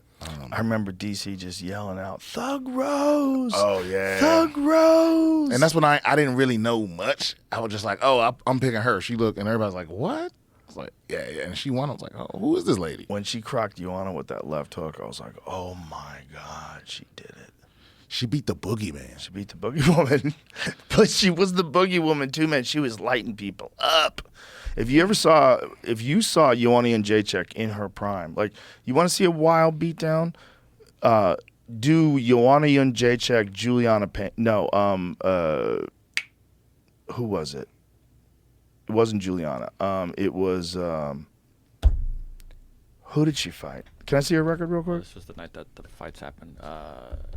Jessica Panay. That's who it was. Go Rose Namajunas, Jessica Panay. I mean, not Rose Namajunas. Joanna Jędrzejczyk. Yeah, the highlights. This is perfect. This is when she was the Boogie Woman, dude. Look at that face. Look at that face, dude. And this is like when she was a multiple-time world Muay Thai champion who now was in MMA. And so you got to see like a level of striking that you had just never seen from women's MMA before. When she came out of the scene, it was her and Valentina Shevchenko were like, whoa, this is some next level striking. Just super technical. You know, I mean, her fucking technique was fantastic. Stuffs takedowns. Go to towards the end where you really see the beatdown. So she starts putting it on her. She starts putting it on her at the end of the second round. Like, look at this. I mean, Jessica Panay is just getting battered. And Joanna's just beating her down. Like, look at this. I mean, this was when everyone was really scared of Joanna. because she was just so aggressive. And she would talk so much shit and get in your face at the weigh-ins. And now she sees Jessica's just busted up. And she's just piecing her up. And at the end, the final barrage is horrific, man. Go to the final barrage, and she has her up against the cage. She just starts unfucking loading, man. How did the ref Look not at stop this? Oh, that's Oh, it there right it there. is. Yeah, girl. No, how you complaining, girl? Bro. I mean, she's complaining because she's a warrior. She wants to fight, but that woman was the best. Yeah, it's like your corner should have threw that towel in. Look at her. Let me hear what she's saying. What is she screaming? Has delivered the Polish power, the strawweight champion. That was a very, very good stop. She's screaming, who's next? If you're a 115-pound woman, you're like, fuck that. Yeah. Fuck getting smashed like that. She What was a happened to her beast. though? She gone? She just retired. Yeah, she lost to Zhang Weili, and then she retired. And that was her last hurrah. She had a lot of wars, man, and those they pay a price. I mean, Amanda Nunes just retired. She's the GOAT. She had to retire. She said her legs aren't working right. Her legs have nerve damage. She said from kicking too much ass. Oh, right. Yeah, no, I get that. She retire as the GOAT. Don't like you said, we never get to see fighters really retire. It's always too late. It's never like early enough. There's very few that retire at the right time. Very few. I don't know any athletes that don't got some kind of long-term injury that's never gone. Yeah. Mm-hmm. So especially combat sports. Especially fighters, yeah. It's just so brutal on your body. I mean, you're literally practicing breaking people's bodies, and just the practice is brutal. So you're getting all this damage just from practice, and then you're having cage fights with people that are going 100% trying to kill you. Man, that's why every athlete, when you see them in an interview and they go, "Yeah, I'm healthier than I've ever been," it's like, no, you're not, motherfucker. You never, It's like I know that's what you're supposed to say. Hey, this is the best I've ever felt. No, it ain't. No way. Well, some of them have pulled it off. It's amazing how some guys just don't get injured that much.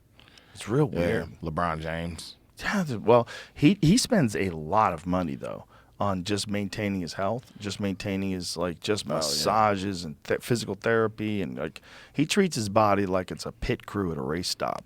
Like he's in a race car and like that's the money maker. Yeah, take care of that. He might be the most durable superstar that's ever played any sport. So does he very, very rarely get injured? I can only remember him being like, I mean, he's never been seriously injured, like where he had to miss a whole season or nothing like that. And that's never happened. Wow. And I think, I think the first time he really got hurt for real was like recently, in year 18 or something. Wow. Yeah. So how old is he now? 39. 39? He may have needed foot surgery in the offseason, but I don't think they're going to say that. Oh, like they're not going to talk about it? Like he just started getting injured at a time where like most people have had multiple surgeries by now. Bro, they probably get him the best stem cells. Oh yeah, they fly him straight to Ukraine. Oh yeah, bro. Like, what no, they fly him to the jungle and knock a child out in the jungle right there and just take their shit. I mean, what kind of if you're of that kind of resources, like you're a super athlete, the doctors that you're in contact with, oh yeah, must be just because if I was a superstar in the NBA, the first thing I would do is call Magic Johnson and be like, "Where your doctors at?" Right. I want them working on every problem I got. Yeah. Yeah. Because remember the whole HIV thing? Nobody had heard of nobody beating HIV before him. Right. Yeah, so it was like, that's the first doctor I want to see. I wonder what medication he took, if he took anything. I think back in the day when everybody was taking AZT and dying. Yeah, I think by the time he had it, AZT wasn't the main thing they was giving you. But also, I think he had the resources to like mitigate all the side effects. Mm-hmm. Yeah. Yeah. Yeah. But I don't know. But you know what's funny is like my uncle was HIV positive, and he lived for a long time. Jeff Scott was HIV positive. Right. Yeah, and that dude. That's a survivor because Jeff Scott had it when it was grids. Right. When it was gay-related disease. The key weapon beginning was a regimen of 3 or 4 antiretroviral drugs, collectively known as antiretroviral therapy or ART. So it was after the AZT days. They told me that the 3-drug combination was going to save my life, and they were right. There you go. So why they wasn't giving that shit to everybody? Maybe they didn't have it yet. Yeah, or maybe it was just like maybe it was just super expensive at the time. Yeah, maybe insurance didn't cover it. Yeah, but now, you know what's so funny isn't it wild how now no one's scared of it. It's not that well. I still don't want to get it, but it's not a death sentence no more. Right. Yeah, it's still going to significantly diminish how many people will fuck you though. Yeah. Yeah, especially if you're honest. You got to be honest. Yeah, about that one. You got to be honest about that one. I don't think you know, if it's not a life-threatening thing, I don't think you got to be honest about everything. But that was the scariest thing about AIDS is that there's a thing that you get from having sex that could kill you, but you're gonna want to have sex. So be careful. Oh yeah, be careful. Well, you notice you don't want to die. Whenever it's the most dangerous to fuck, that's when people be fucking the most. That didn't stop nobody from fucking. Nope. No, that's not for a second. That's why it's wild to me when politicians try to legislate morality. It was like, hey, you're not gonna stop people from fucking. Yeah, and not only that, you're not gonna stop fucking. So no. Shut up. Speaking of which, bro, you know, I told you Mexico just legalized abortion nationwide. Yeah, we were talking about that last night. Mexico's ahead of us. Yeah. In social. Well, also they recognize an opportunity for tourism. Oh yeah, I ain't think about that. 100%. They already have a stem cell tourism. They have an ibogaine therapy tourism. Yeah, I gotta visit Mexico legitly instead of like just the border towns. Yeah, Mexico is a beautiful place. Yeah, it's a beautiful place. But it's just like it's kind of fucked because of America, because of American drug laws. Like American drug laws have propped up the cartel, just like prohibition propped up the mob. Do you think the cartel is paying lobbyists to keep drugs illegal here? If I was a cartel, I would do that. That would be the smart move. If you could get a hold of them. Yeah. If you could call them up. Yeah, my friend. That cartel what shit. Do we have to do? It blows my mind that like we were helping the cartels move drugs into the country while simultaneously enforcing drugs being illegal. Who's we? Who was doing that? I mean, just us as a country. Like the CIA was letting cocaine come in. Yeah. And and then, but at the same time, the DEA was arresting drug traffickers. Right. How come? What is that? Jamie, chuck me one of them pics. I think the cocaine was how the CIA was paying for certain stuff because it was money they didn't have to. It didn't have to be in the federal budget. You know what I mean? Well, that's definitely the case with Oliver North. Right. That was the case in. That was the case with Freeway Ricky Ross in Compton, in South Central LA, and we found out about it because of this guy Michael Rupert, who was on the podcast back in the day. Michael Rupert was in that documentary Collapse. Did you ever see that documentary? Mm-mm. It's a documentary about the collapse of peak oil and societal collapse because we're so dependent upon fossil fuels. It turned out to not be correct, but what he was predicting. But what he was right about was how dependent we are on fossil fuels, and he was detailing the supply chain. So he's sitting there. The whole documentary is him sitting there in this room on a folding chair just smoking cigarettes and just telling you why all these things are a problem because they're all connected. And it's a very compelling documentary.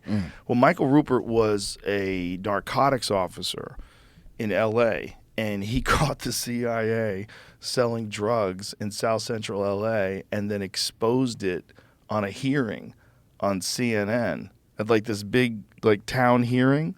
Have you ever seen this? Mm-mm. Jamie will pull it up. It's wild. He was a really interesting guy. Last time I saw him, he gave me mushrooms. How did they catch him? How did he catch the CIA? Well, he was a narcotics officer, so he was arresting people for selling drugs. Here, play this. I am a former Los Angeles police narcotics detective, and I work South Central Los Angeles, and I will tell you, Director Deutsch, emphatically and Can without you speak equivocation. further into the mic, sir? These mics don't seem to be... I will tell you, Director Deutsch, as a former Los Angeles police narcotics detective, that the agency has dealt drugs throughout this country for a long time.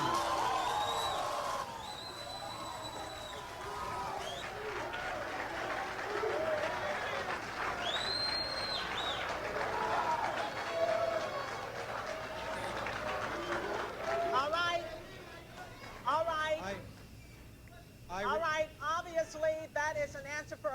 now can you please? I refer. All right, now can you please? I refer direct. Wait a minute.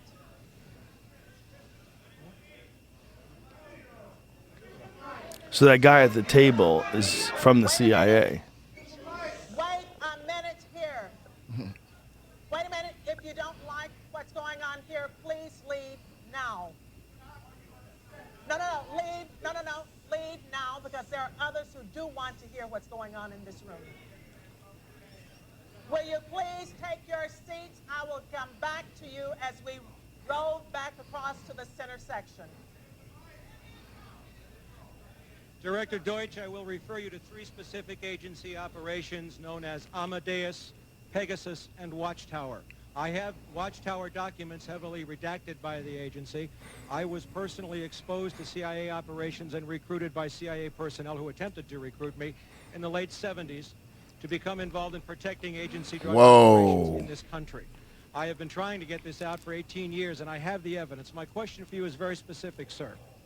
If in the course of the IG's investigations and Fred Hitz's work, you come across evidence of severely criminal activity, Let him speak into and the it's mic. classified, will you use that classification to hide the criminal activity, or will you tell the American people the truth?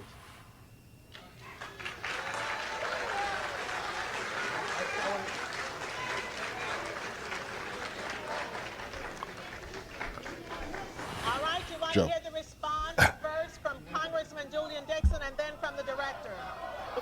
The director of the CIA. Wait a minute. From your, I'm sorry, sir. I will allow the director to speak first and then Congressman Julian Dixon. If you have information about CIA illegal activity in drugs, you should immediately bring that information to wherever you want, but let me suggest 3 places. The Los Angeles Police Department.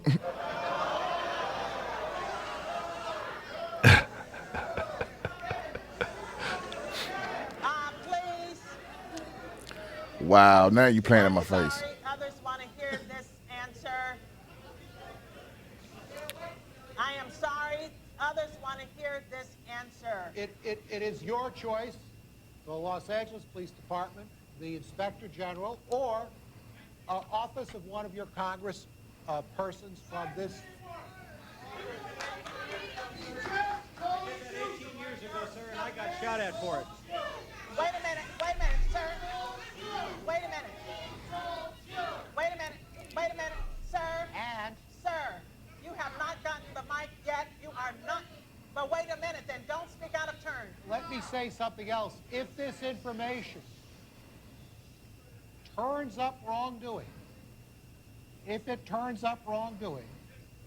we will bring the people to justice and make them accountable.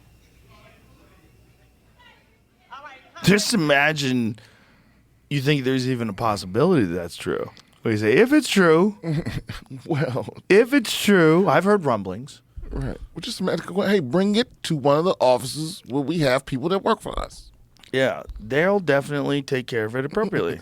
Right. Bring I'm it to surprised. the I'm surprised LA they let Police him Department. live. Yeah, he was worried about it too. Well, they know. See, they know that if they kill you, it makes what you said seem true. If they let you live, they can always accuse you of being crazy. He wound up taking his own life. Where? Yeah. I think his health was failing him. He's getting older. And it's just like that life is the life of exposing extreme corruption all the time and being right about it is very scary. It's a horrible life. You gotta be willing to kill a motherfucker. Yeah, it's just a horrible life. And to go from being a guy who's a narcotics officer in LA and discovers that and just gets dragged down this rabbit hole. Did you see the movie Collapse, though? It's pretty interesting. See if you've got a trailer. Yeah, it's like no CIA agent has gone to prison for cocaine trafficking, Weird. and that's how it gets here. Weird. That's crazy. Weird. Yeah, Freeway Ricky Ross. He's been on the podcast a couple of times too, and he's the guy who was selling it in South Central Los Angeles. He didn't even know what he was a part of, that he was for funding. What may be This is the it. greatest preventable Holocaust in the history of planet Earth. I have 30 years of experience as an investigative journalist. I've broken major scandals, going out to try and map how the world really worked as opposed to the way we were told it worked. Our map has proven deadly accurate. My economic predictions, we had it so right. In 2006, we said, get out of debt right now. Check your mortgage carefully. We issued a whole series of warnings. There will be nothing like we have ever seen before. Everything that we said was going to happen is taking place right now. Gold prices, Pakistan, Afghanistan, the stock market. It's not that Bernie Madoff was a pyramid scheme. The whole economy is a pyramid scheme. Of course I've been called a conspiracy theorist, but I don't deal in conspiracy theory, I deal in conspiracy fact. The mortal blow to human industrialized civilization will happen when oil prices spike and nobody can afford to buy that oil, and everything will just shut down. Unlike the Great Depression, we do not have infinite resources. Nothing grows forever. There is a cycle: birth, growth, maturation, decline, and death. Cars don't run. The mail stops getting delivered. Planes don't fly. Law enforcement stops working. This is all part of the collapse. If you're in a camp and a bear attacks, you don't have to be faster than the bear. You only have to be faster than the slowest camper. The challenge being faced by the human race now is either evolve or perish, grow up or die. You have to believe, not hope, not pray that there's a way out of it, and you're going to find it.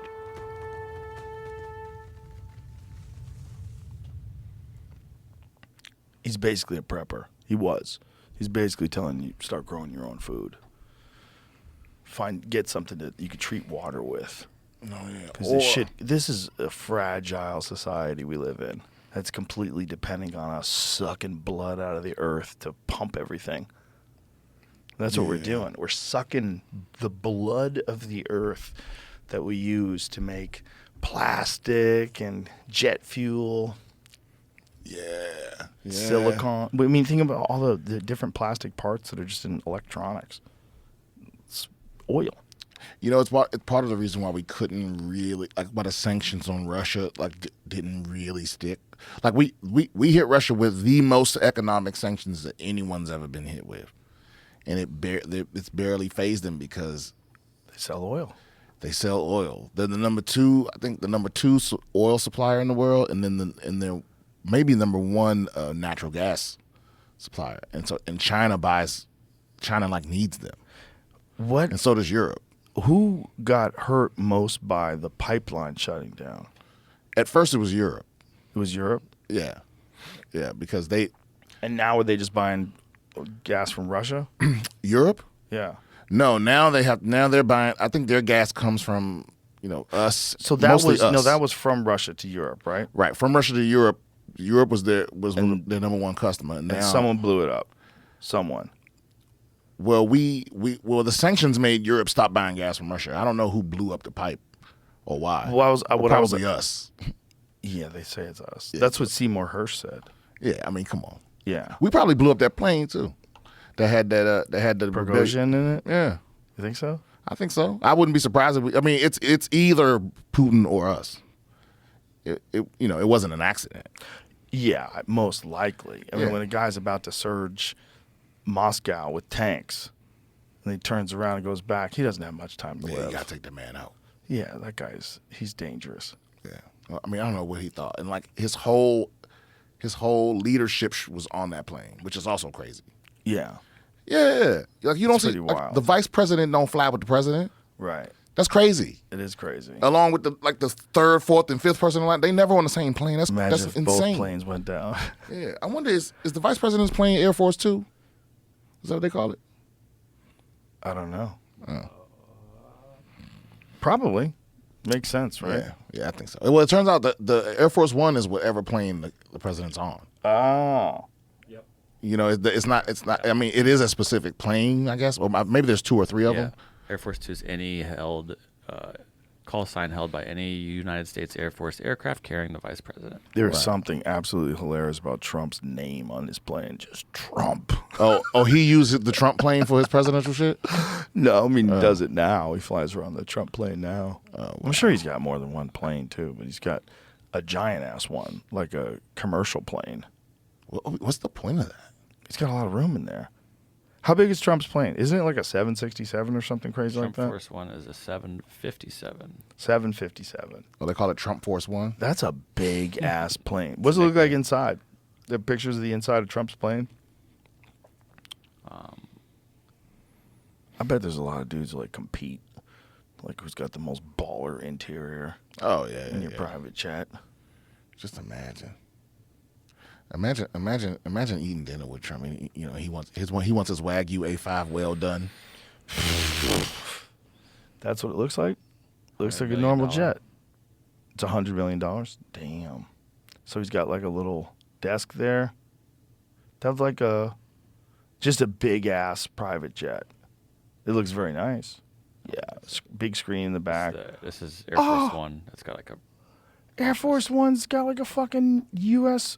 office. Global office. Is there really like a pod in Air Force One where the president can go in and parachute to the ground? I guarantee there is. Let's see. I mean, maybe it has to be. There's some way. Get him in the pod. You imagine being in the Secret Service knowing you're going to die and you got to get Biden in that pod. Yeah.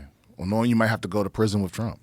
So, like, how's that going to work? Who's volunteering for that? You got to spend some of your days in prison because they got to be with him no matter what. Even if he's in prison? Even if he's in prison. They have to protect him until he dies. Secret Service has to protect him in prison? Yeah, for the rest of your life. If you were ever president, you get that protection forever. Is that true? The Air Force Well, One. the thing is, it's never happened before. No president's ever gone to prison. Right. So that I think they would avoid sending him to prison just for that complication. What's that? It was just in the movie Air Force One. What? That was just a thing for the movie. Oh, the pod, the escape pod. Yeah, like Harrison Ford, Air Force One. But you don't think it's really a way? Because, bro, you know what? I just found out that there's really there's a secret subway system in the Capitol. What? Yeah, that like the politicians use, the president uses. Like that's why you never see Obama walking from the White House to Congress. He just pops up at Congress because he can just get. There's like a. Wow. It's tiny too. The political elite subway system. Yep. Boy, they must feel like ballers. Oh my God. Knowing you're running the country. This is it? Yeah, it's small and they're like see-through carts and they all see each other when they're going from room to room also. Was this in House of Cards? I think it has been. Yeah, it has been, but also he killed people in the regular subway. Yeah, he killed someone in the regular subway, right? Yeah. That was a great fucking show. It was so good. Such a good show. And it made you wonder, like, okay, I mean, obviously this is fiction, but how much is real? How much is accurate? How much of it is based on what people know about how psychotic? All those things have happened. Yeah. It probably didn't happen to the people. Like they probably changed the names and situations and stuff, but they've definitely murdered people. For sure. Well, they certainly, I mean, if you just think about what they're willing to do in other countries that they know is not true, that's going to cost lives. They sacrifice people left and right. They don't think about that at all. Like if like when you're talking about like say drone strikes, you know, like drone strikes are the ratio of innocent people that get killed by drones is like it's crazy high. But you can justify that. Yeah. You know. So if you can justify that, of course you can National justify taking out some asshole who's causing problems. Yeah, especially if you really a true believer. Like if you really thought that you were right, and everyone else is wrong about like the direction America should go in, wouldn't you do anything in your power to make sure your vision came to true? Yeah. So they're willing to do anything, and then some of them just want power, but most of them, I think, to them, they genuinely believe, like they believe their bullshit, long ago. So they genuinely believe that they're doing what's best, and the other side is trying to destroy everything. So they'll cheat, they'll kill, steal. Yeah. Especially if you consider how every single ruling class throughout history has done that to their people. Oh, yeah. They've all done it. And they've all assassinated each other. Like, the idea that that's stopped now. Yeah. And think about the fact, they want their grip on power so badly that no matter how many signs of dementia and deterioration that are exhibited by Joe Biden or Mitch McConnell or Dianne Feinstein, no one's calling for him to resign. No. The motherfucker froze up twice. How is that acceptable to anybody? It's like if you're having a FaceTime call with someone in bad service, right? Just freeze up. Like Mitch McConnell was getting like the update. He was buffering. I don't know. He's just really old. And then they get the federal doctors to say, "Oh, it wasn't a stroke." What the fuck was it then? Wasn't a stroke. His brain short circuited. Yeah, it didn't bleed. Just shut off parts. But it was something that means you shouldn't be making major decisions. No chance. Yeah. You go sit your ass down. The face he made, like, what kind of hell have I found myself in at 80 years old? What have I done? There's no joy left in my life. He's like, I'm not going anywhere. The Kentucky Republican said he would finish his term as leader, which runs through 2024, and in the Senate, where he was elected to serve through 2026. Of course he is. Why shouldn't he? I got news for you, Mitch. You're not gonna make it that long, bro. Well, maybe he wants to die out there. Yeah, those freezes are gonna get longer and longer and longer. Yeah. Yeah, until what I'm asking is at what point even if you on his side, at what point do you go, we can't go back? Like what has to happen for you to be like, he's done? Well, you start looking for other jobs immediately, for sure. Like if you're in the staff, you start looking for other jobs right now. Yeah, I mean, I think he would have to do something that not even the shrewdest spin doctor could explain away. See, the thing is, though, the problem is if he's loyal to his party, and this is the problem with a lot of them, you don't want to give up your seat. You don't, because then there's another election, right? And then someone else comes in, and that person could be a Republican. Well, the thing is, it's another election, but in most states, the governor of the state gets to appoint the replacement senator until the election. Really? So, yeah, and so Kentucky's one of those rare states where all their senators are on the right, but their governor is a Democrat. Interesting. So, and I think they're trying to introduce legislation where the governor doesn't get to pick, like the same party gets to choose, because that's what they're afraid of. Of course. That's why they won't let D.C. be a state. That's why they won't let Puerto Rico be a state, because it's automatically blue. Right. Right. DC's been blue forever. Right. But when we have a senator, we don't have voting power. He can't vote. Interesting. Yeah. That's interesting. Yeah, DC's the only city in America that has taxation without representation. Do you think the Electoral College makes sense, or do you think people should just be one person, one vote?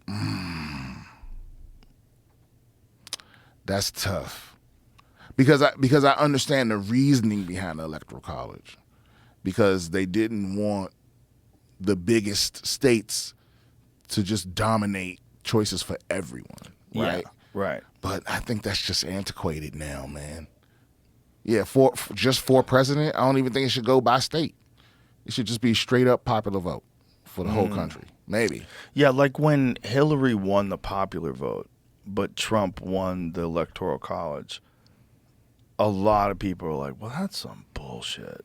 Yeah, but were you only saying that because it was not to your benefit? No.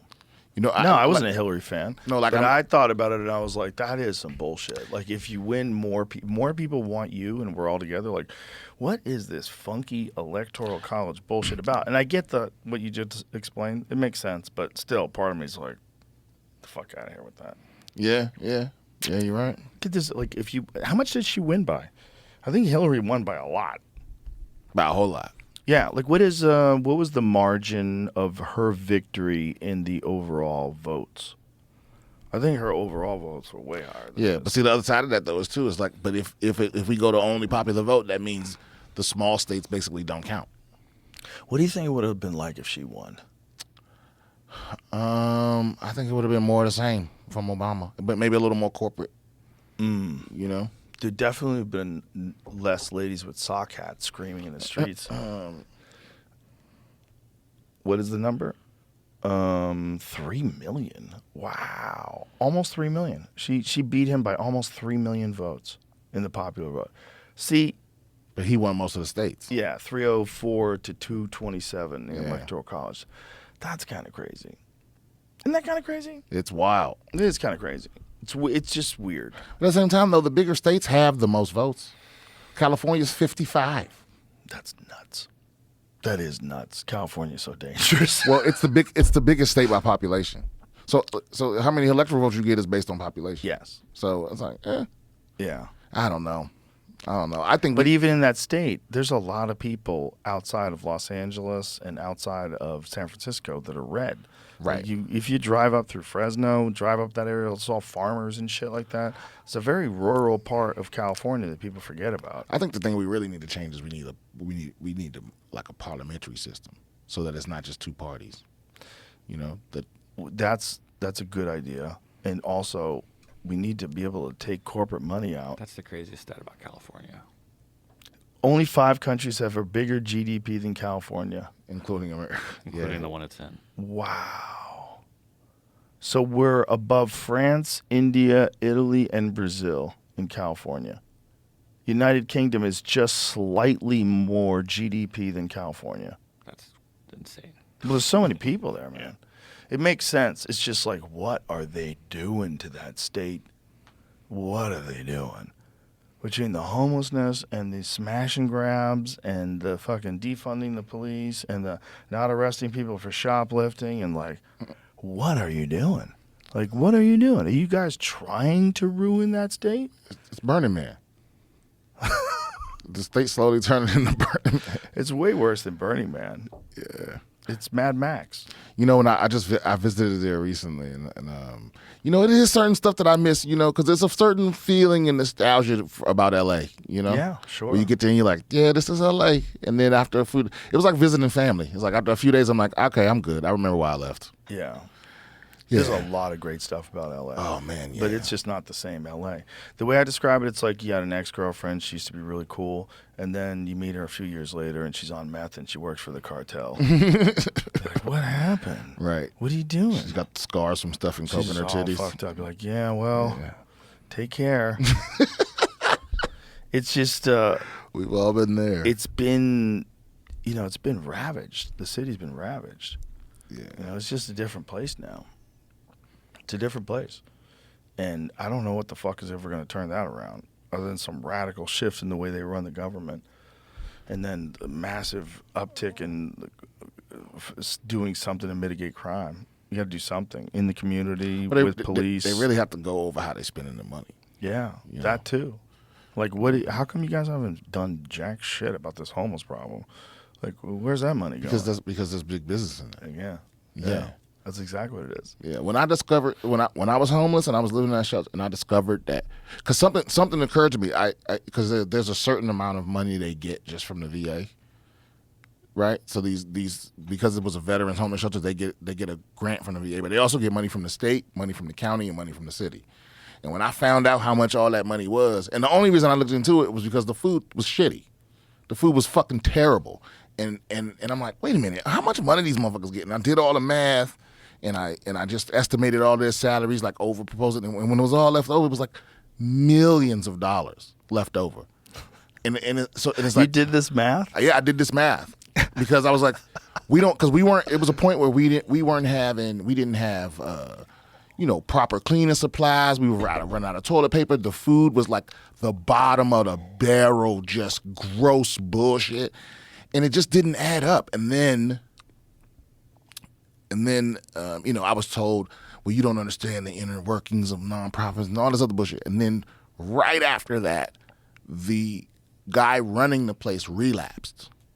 Like he came to work fucked up. He took the meth that he caught somebody else with. Oh, like because they would every now and then they would like sweep through the rooms and like check for drugs and shit like that. And they, when they caught you, they would kick you out and take your drugs.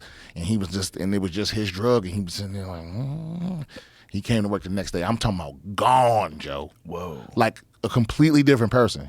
One slip up, like he was up all night on that meth and tried to come to work like it wasn't shit. And we was all looking at him like, motherfucker, you, like you are definitely not you.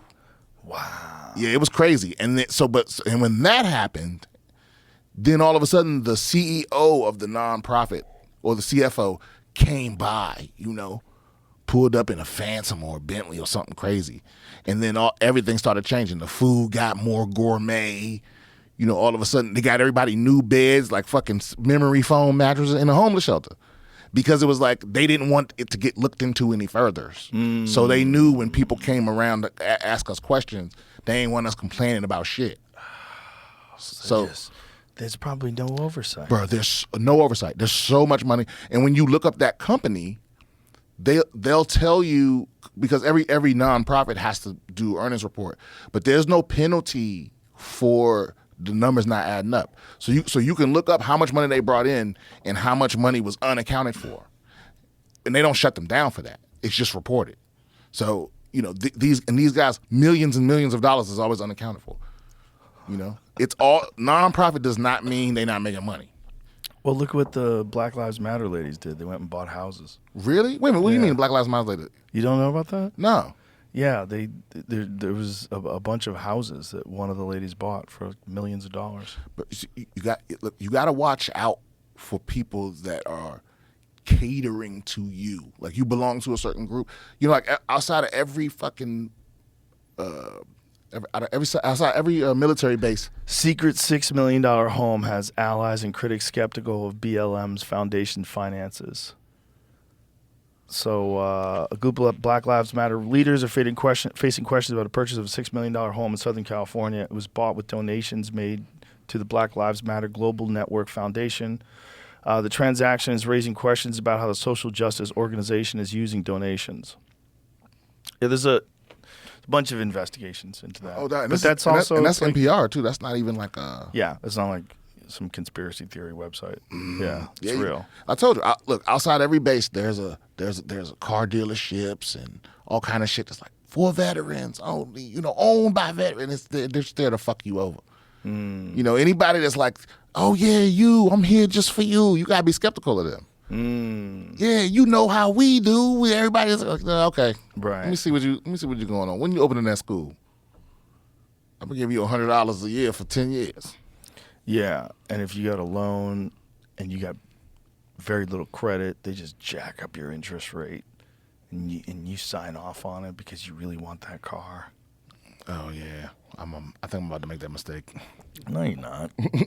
No, you're making money, man. You should be spending it. Have fun. Yeah, that's what I'm gonna do. You need something comfortable that feels good when you get in it. Also, I think the planet's end. It's like I'm not gonna act like there's gonna be shit here in 50 years. Like, yeah, we're in a time of great change. Like, legitimately. I think it's hard to see because we're in the middle of the storm. But I think if we could look back on it historically, I think they're going to look back on this time and think, wow, everything within a few decades changed so radically. A lot of people are going to die. Every time there's a major change, a lot of people die, and then the world's different. Yeah, maybe. This is a different kind of change because it's a change of technology, which theoretically at least would mean an improvement in medical technology to stop people from dying. You say change in technology, what are you talking about?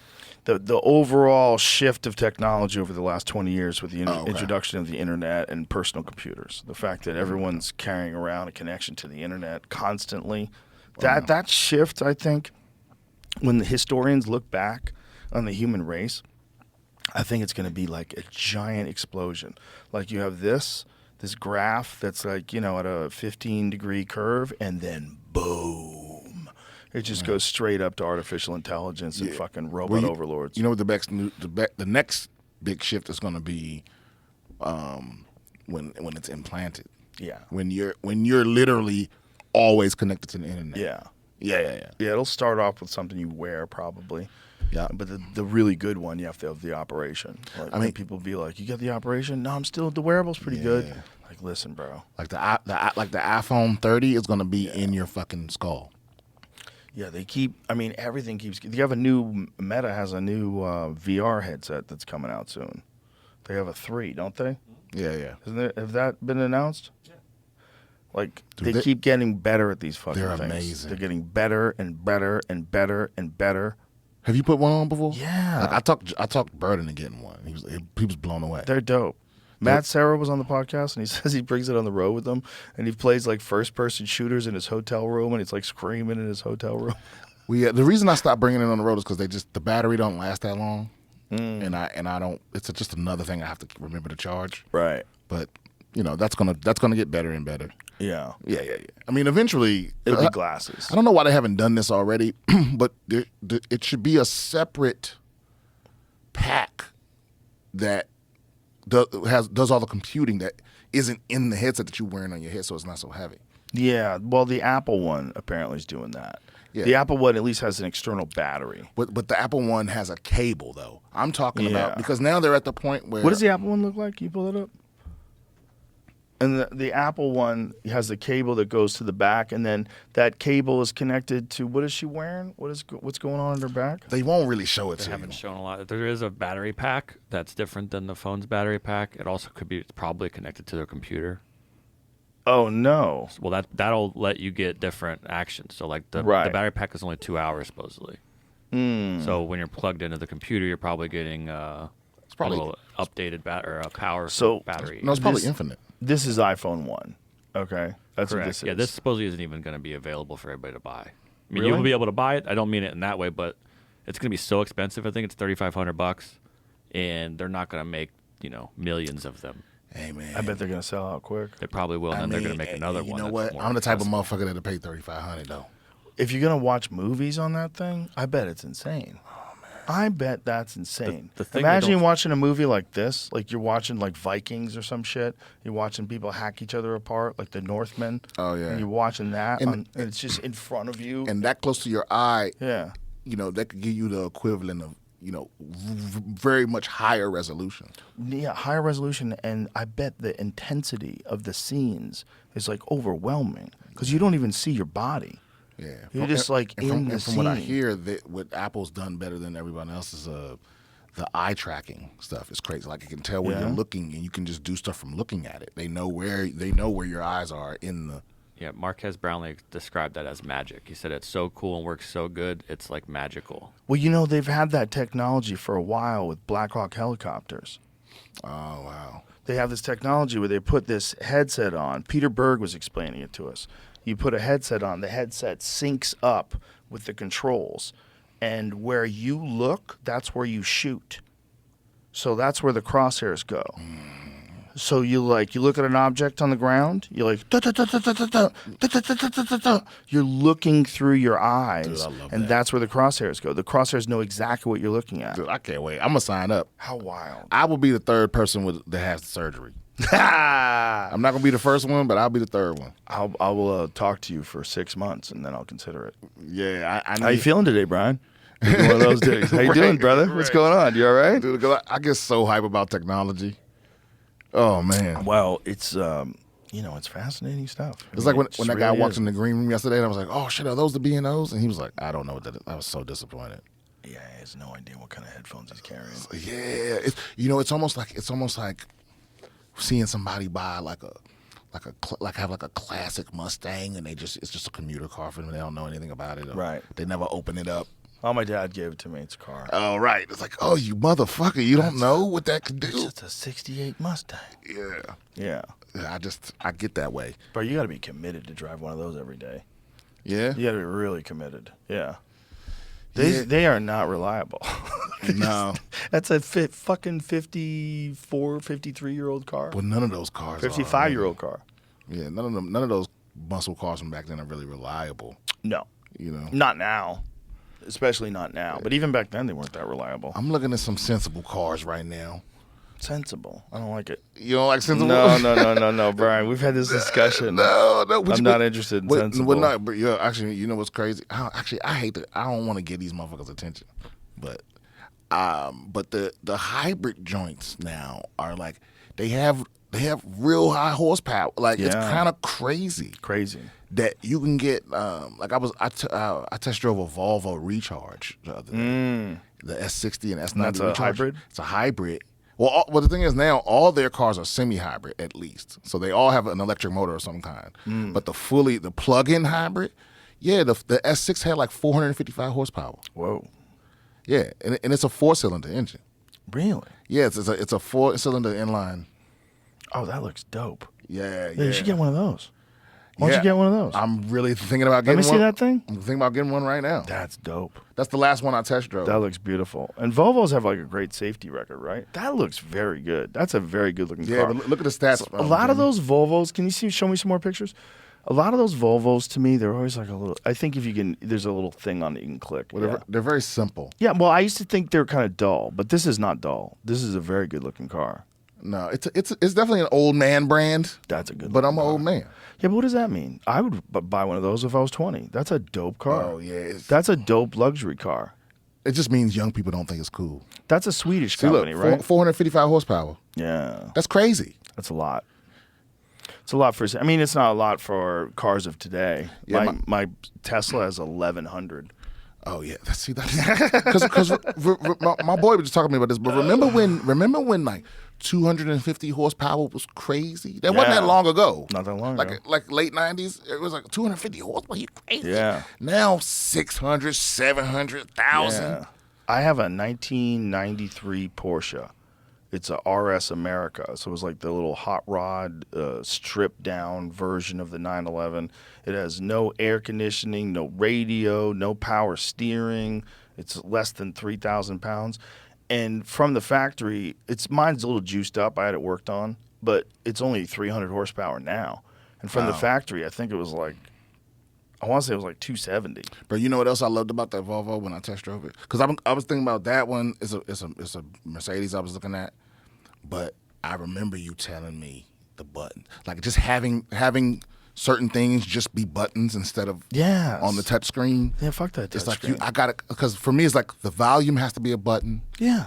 The changing the drive mode, that's got to be a button. Yeah. Like certain stuff, things that you need to happen instantly, that should be a button. Yeah. Yeah, I don't need to go into the menus to turn up, and so that's kind of, it's not as flashy as like a Mercedes or an Audi. I like it's undercover. Audis are nice. Have you seen the Audi electric one? I saw one of those the other day. Pull that up. That Audi electric one is fucking dope. I'm looking at it. That's a dope car. Audi makes a fantastic car. Yeah, great handling. Yeah, the driving experience in the Audi is just always great. Yeah, they're like BMWs. All their cars are fucking awesome. Yeah. What is it called? What's their electric cool? Yes, I was looking at. That's it. I was looking e-tron. at A4 too. Yeah, e-tron, look at that thing, man. That's badass. Yeah, and when you see one in real life, you're like, oh. But it's starting at 100. It's starting at 100K. I ain't got that on me. It's only 523 horsepower. Interesting. With boost engaged. Interesting. So they probably maybe it has a longer range or it's lighter or something like that. Bro, you look What's at the range? Look at one of the Mercedes like AMG. 249 miles. That's low. That's lower than the Tesla. Yeah. Interesting. Yeah, I mean, I think you get the most out of the electric combined with the gas. Well, you know who made a great version of that? They stopped making it, sadly, is the Acura, the NSX. Oh, really? The last one was a hybrid. It was a hybrid turbocharged engine, and I think it might have had electric engines on front and rear wheels. See, Volvo used to do that. They took out the supercharger because it was creating more problems. It just needed to be. It would break more often. It was just one added thing in the chain that could break. There it is. That's the farewell to the NSX. That, for whatever reason, did not sell that good. And I don't know why, because it's amazing, although I never owned one. But I did own the old ones. It only sold 2,548 globally. Damn. Wow. That's crazy. Yeah, dude, cars are getting faster. But I think it's also like unfortunately, that brand, Acura, it's not associated with the kind of cars that people want to. That's a dope looking car though, man. Look at that thing. It's just not associated anymore with cars that like young people who buy those kind of cars want to drive. Yeah, and not just that, but it's like, because that's kind of the problem I was running into with the Volvo thing, was like, that's a cool car, but for the same amount of money, or for a little bit more money, you can get a Mercedes. You can get a Porsche. You can get right. So it's like, yeah, that's like, the problem. Is a like, status it's like, thing well, yeah, too. why I'm gonna buy a $70,000 Acura or $100,000 Right. Acura when I can go get a $100,000 Benz or a $100,000 BMW? I had a watch on once, and this dude looked at it. He goes, "That's a dope watch. What is it?" I go, "It's a Seiko." He's like, "Oh." Like, oh. Oh, he doesn't know nothing about it. Well, just because it's a Seiko instead of like a Rolex or something like that. Oh yeah. Seiko makes regular People watches. are real brainwashing that way. Yeah. Where it's like once they find out, like they'll be like, those shoes are fucking ugly. And I go, oh, but these are, these are Gucci. And they go, oh, okay. Yeah, now they like them. It's like, now you like them? Right. Yeah, that's weird, man. Yeah. Yeah, people get brainwashed. And the accurate thing is one of them. But the old NSX sold real well. Yeah. The old NSX, the first one that came out, I think that only had 250 horsepower. Maybe 270. I care about how I feel in the car really more than anything. Yeah. Because once to me, it's like now, it's like once you pass 300 horsepower, you you don't need, that's all for you. That's all extra. Yeah, it's all extra. About 300 is enough where you can pass most people on the highway. Yeah. And that's all you need. Everything after that is just funsies. Yeah. Yeah. I mean, if you're just driving around, why are you going that fast? Unless you want to merge on the highway. That's one thing about the Tesla. When you have to merge on the highway, it's like, yeah. Well, especially out here because the highway is all fucking weirdly designed. Very weird. Where there's like very little space between the on ramp and the off ramp, so you got to get on and merge like immediately. Mm-hmm. It's probably, I think it's one of the most dangerous highway systems in the country. It's goofy. Yeah, it was made for like when top speeds was, 40 miles an hour, like horse and buggies or some shit. I don't know. It's not well designed. No, I think it definitely was not designed for this many people either. Yeah, I think they just never anticipated the kind of growth. Austin's real slow to do what makes sense. Yeah. Yeah. I remember when I first got here, and it was like, and I was so pissed because the wintertime fucked everything up, and I was like, how y'all not ready for the winter? It snows 2 years in a row, and you guys still don't have any snow plows? Yeah, well, they were like, oh, it doesn't usually get cold out here. I'm like, yeah, you know what? America doesn't usually get attacked, but after 9/11, we did something. You know what I mean? Right. You can't, if you had a 9/11 in 2002 and 2003, you'd be like, set some shit up. Right. They haven't made any changes. 3 winters in a row. We've been fucked up out here. They haven't changed nothing. And this winter, they're saying it's going to be bad again. Oh, it's going to be real bad. How do they know? You know it. Because it's so hot? I think like the same way they knew it was going to be a really hot summer. Yeah. Right. Well, obviously climate change, but on top of that, the way the weather was before that, something happened where we had like a heat dome over this area. And so we didn't have a really, really wet spring like we normally do. And so there was no moisture left to cool it off during the summer. So it was like extra, extra hot. Dry hot. Yeah. And so I don't know shit about weather, but I think that's how they can predict that the winter is going to be even worse. Unseasonably cold and stormy winter as El Nino, a climate phenomenon that also often brings wetter, cooler weather to Texas, rolls in. After a hot, hot summer, Austinites are ready for a cool down. Yeah until the fucking roads freeze over and there's no plows. But the problem with that, though, is El Nino is supposed to be a cooler summer, too. But we didn't have that because of the heat dome. The heat dome. I think these motherfuckers trying to predict weather, I think they all wrong from now on. We were having a conversation last night, and I said this. If the government could affect the weather, if they really had technology that could affect the weather, would they? Yeah, they would. And they do.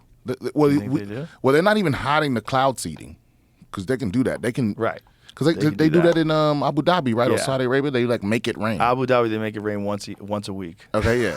So it's so baller. Yeah, of course they can. Of course they can. That's so baller. It never rains here. Oh, yes, it does. Oh, yeah. It rains once a week. Like every week. Yeah, it rains every Friday at 12 o'clock. Yeah, but that's always been around. Cloud seeding has been a thing. But you're saying like if they could cause earthquakes, if they could make a thunderstorm, if they could. Right. Yeah, I'm sure they would. They definitely would. Yeah. If they could do something along those lines. Do you know the wacky conspiracy theory? And this is wacky about the South Pole. The South Pole is some sort of a direct energy weapon.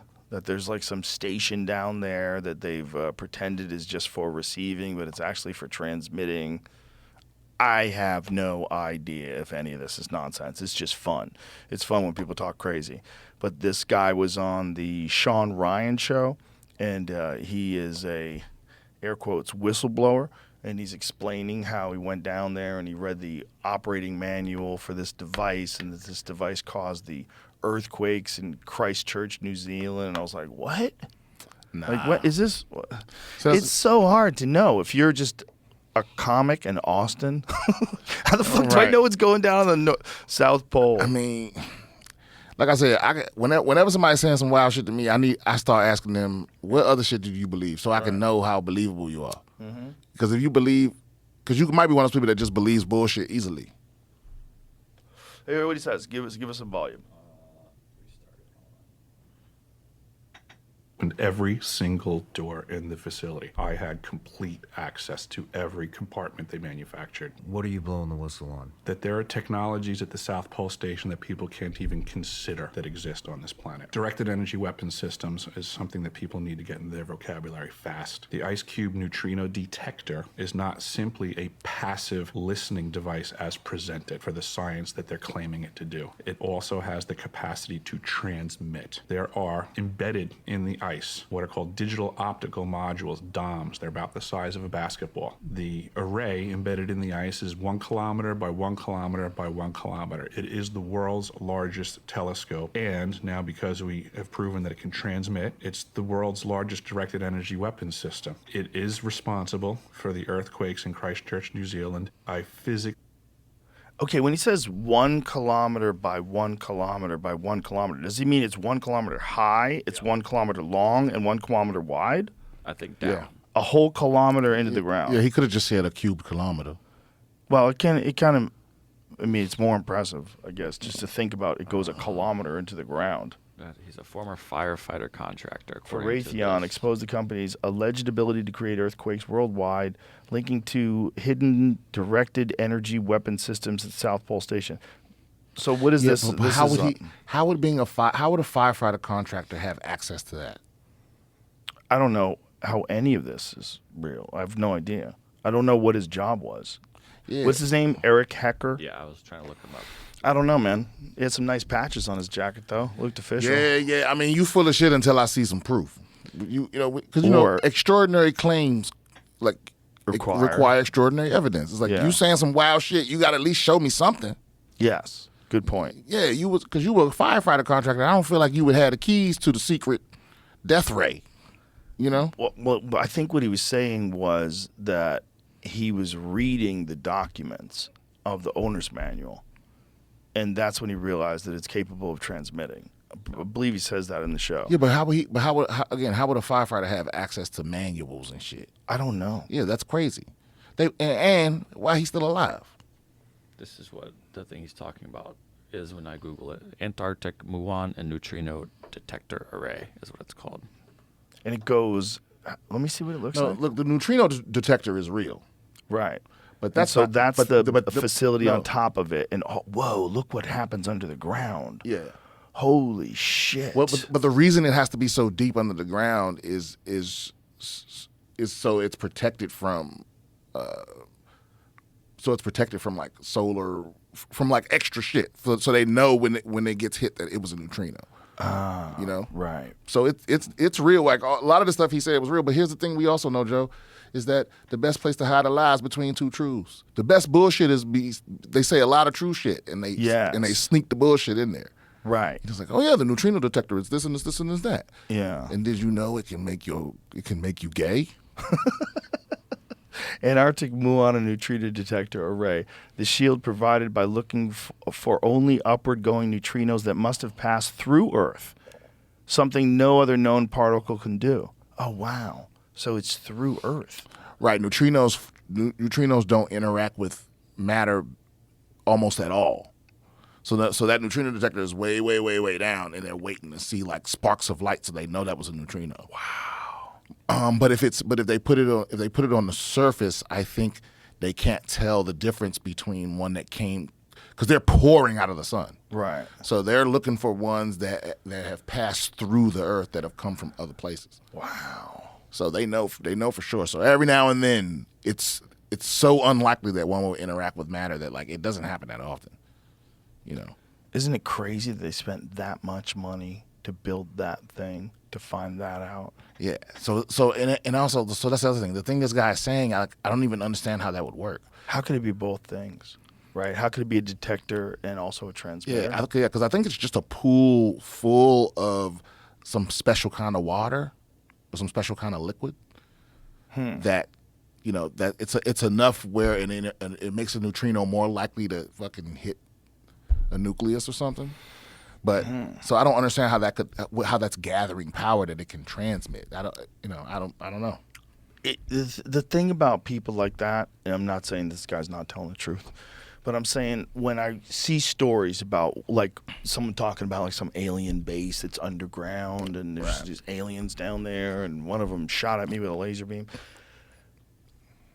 If you were hiding some shit, like one of the best ways to make it seem ridiculous that you're hiding some shit is get some guy who's out of his fucking mind to go tell some wacky ass story. Oh yeah. Fill him full of lies. Tell him, we started the earthquake in Christchurch, New Zealand. It was started with this thing, and then you tell him, it's actually a transmitter, and then you have the guy go tell, and now everybody's like, oh, that's kooky. The idea of doing that is kooky. Directed energy weapon is kooky. When meanwhile, it wasn't even that. They got a real one somewhere. So now they've discredited the whole idea of directed energy weapons. Oh, yeah. And they got some shit out in the desert in Nevada that's real. The government loves conspiracy. I mean, why wouldn't they? If I was running some top secret program like a directed energy weapon, I would have someone give them bad information, give them fake stories, and then have them go expose it. Yeah. Like have someone who's like most likely to blab, and then have that person give them this knucklehead story, and then he goes out and says it, and then everybody researches it. You just tell Roseanne. Just tell Roseanne of the secret. Man. Tell her right before she goes on stage. Yeah. There's a direct energy weapon. Yeah, it's it's one of those things, man. It's like I have no fucking idea what they're capable of doing. See that right there? That's the red flag to me. That's the bio on this website. This is a little red flaggy. A self-educated research investigator. Fuck out of there. That's worse than homeschooling. That takes from his many odd life experiences and connects with others. Eric was raised on Long Island. Okay. Yep. Part of the Stargate project run by the CIA and the DIA. As a child. What? His childhood included being part of the Stargate project run by the CIA and DIA. Later on, he had experiences in the submarine service. Following that, he became a plumber for some of the wealthiest people in the world back on Long Island. What? That's a weird turn of events. In 2010, Eric took a contract to work at the South Pole Station for a year. Oh, so he went from being an amazing plumber to being a firefighter in the South Pole. That's what he's saying? Mm-hmm. Yeah. Okay, always the avid researcher. It was not until Eric began working remotely throughout the state of Alaska that he started making connections that his own life may not have been what he thought it was. Now he's trying to help others see that things may not be as we were told. 3 exclamation points. Yeah. See, this is the thing, man. That feels a little red flaggy, does it? Yeah, that feels real weird. And then buy I mean, what the fuck? You can donate, support on Patreon, and shop his CBD products. Yeah, what is a Does he have an self-educated NFT? research? Well, I don't know. Yeah. Well, the thing is, it's like maybe he's telling the truth. Maybe. But it's like, would you trust a self-educated doctor? But if I wanted to obscure the truth, I would tell everything to a wacky dude. Yeah, man. See, that's what's going to kill us. It's the death of truth. We can't tell what's true. Look, maybe that guy's honest. Maybe he's telling the absolute truth. And maybe it's so crazy that we think that he's a loon because the story sounds impossible. The story sounds impossible that they would hide some sort of a directed energy weapon in some beautiful project to try to detect neutrinos. Right? You would think that would be a really good way. Yeah, but at the same time, it's but like, could they do both things? We're too stupid. Why would you have to hide anything in the South Pole? I mean, ain't nobody going down there. Nobody's looking because that's a good place to do it. If all you have to do is just be deep into the earth, what better place to do it than the place where absolutely no one's going to visit? They couldn't even cover up the sexual harassment down there. In the South Pole? Yeah. Yeah? I mean, think about that. Because you out in the middle of nowhere. Like you go out there, you out there. Yeah. Like it ain't like you could just hop home real quick. So it's like, No. yeah, people getting fucked out there. I'm sure. Yeah. If you're stuck out there, you Yeah. also like have a real concern of dying. Like if something breaks down, Yeah, you can't get away. you can't get anywhere. No. You got to wait for someone to come rescue you. And whoever's in charge of the food, you gotta fuck them. Bro, living out there must be weird. It's only scientists. No Must other be humans live in the so South Pole. Weird. Yeah. That must be so weird. Just to be in a place where you know you can't survive if you stay outside Yeah, too like long. not even you. You can't go outside at all. Like I think if you're out there, like if you step out there without protection on, if you just step out there during certain times, I think the burns it'll permanently burn you. Really? Yeah. Yeah. At the coldest times in the South Pole, you have to be suited up to go outside. You can't breathe the air? I don't think so. Whoa. No. How cold does it get? Well, let's look it up. I don't know. I don't think it's the coldest place on Earth. But It's not? I don't think so. Let me see. What is? Well, let's look it up. What's the coldest place on Earth? It's probably Siberia. Oh, East Antarctica Plateau. What is it? It gets negative 144 degrees Fahrenheit. Yeah. And so it's like, you breathe one of those breaths in, that's going to fuck your whole shit up. But wait a minute. How is that true? Because I've done the cryo chamber. The cryo chamber is minus 250. Yeah, but that water's not touching your skin, right? No, it's not touching you. It's air. It's air. Yeah, I have no idea. How you do that? But you know what? Maybe this because there's no moisture in it. I don't know. Right. I have no idea. Right. what How the is that science not behind it. freezing the fuck out of your mouth? You do wear a mask, though. So is You wear a surgical mask when you go in there. The East Antarctica Plateau is the coldest place on Earth with temperatures as low as negative 144 degrees Fahrenheit. It's located in Antarctica. Humans can't inhale air that cold for more than a few breaths. It would cause our lungs to hemorrhage. Russian scientists ducking out to check on the weather station would wear masks that warmed the air before they breathed it in. Yeah, you're going to die. So how are you able to do you that wearing in a those mask? cryo chambers? Don't you wear a mask in the cryo chamber? Yeah. There you go. But you don't have to. Oh. Maybe it's that limited amount of time. Well, I don't know. No, let me look at Maybe you do have to. Maybe How- I'm wrong. How come you don't freeze to death in the cryo chamber? There's two different kinds, too. There's ones that go below the neck, and they're filled with, like, gas. It's like it looks cloudy. And then there's a kind where they just cool the air, and you walk in, and there's, like, a thermometer. It's brutally cold. But it's way more doable than the ice bath. Cold plunges are way harder to do. Yeah, it's too. I don't understand this. I don't understand the answer that it gave me. What does the answer say? Because you're doing it with the mask on. I think it was trying to say that like the speed, it just happened really fast. But how would that little mask protect you from hemorrhaging? Would that really work? That's crazy. Just breathing cold air with that little bitch ass mask is going to protect you? Yeah, I don't think so. Because you say you don't. It's optional, right? I think so. I think some people didn't wear the mask. I might be wrong though. I might be wrong. I know I always wore gloves, and you always wore like heavy socks. Even for the Antarctica thing, it says you can use a snorkel or breathe through your jacket. That's enough to warm the air. Interesting. So it just has to be warmed a little bit, and that's enough to warm it enough, probably. Okay. Yeah, because I think you can't afford for the moisture in your lungs to freeze. You know? Right. Or boil. Like that's how you die in space. When the pressure is so low that the boiling point drops low, so all the moisture in your body would just boil. Really? Yeah, like if your helmet came off in space, you would die from. That's how you would die. You'd boil. You'd boil and like bloat up. Because Isn't that crazy? Because in movies you always freeze. They're always like, and you see their face turns blue. And they oh yeah, freeze. see, I think. Well, listen, I think there's debate about. I think if you ask the astrophysicists how you would die in space, they would all give you a slightly different answer. But that's the one I'm going with. That sounds reasonable. Yeah.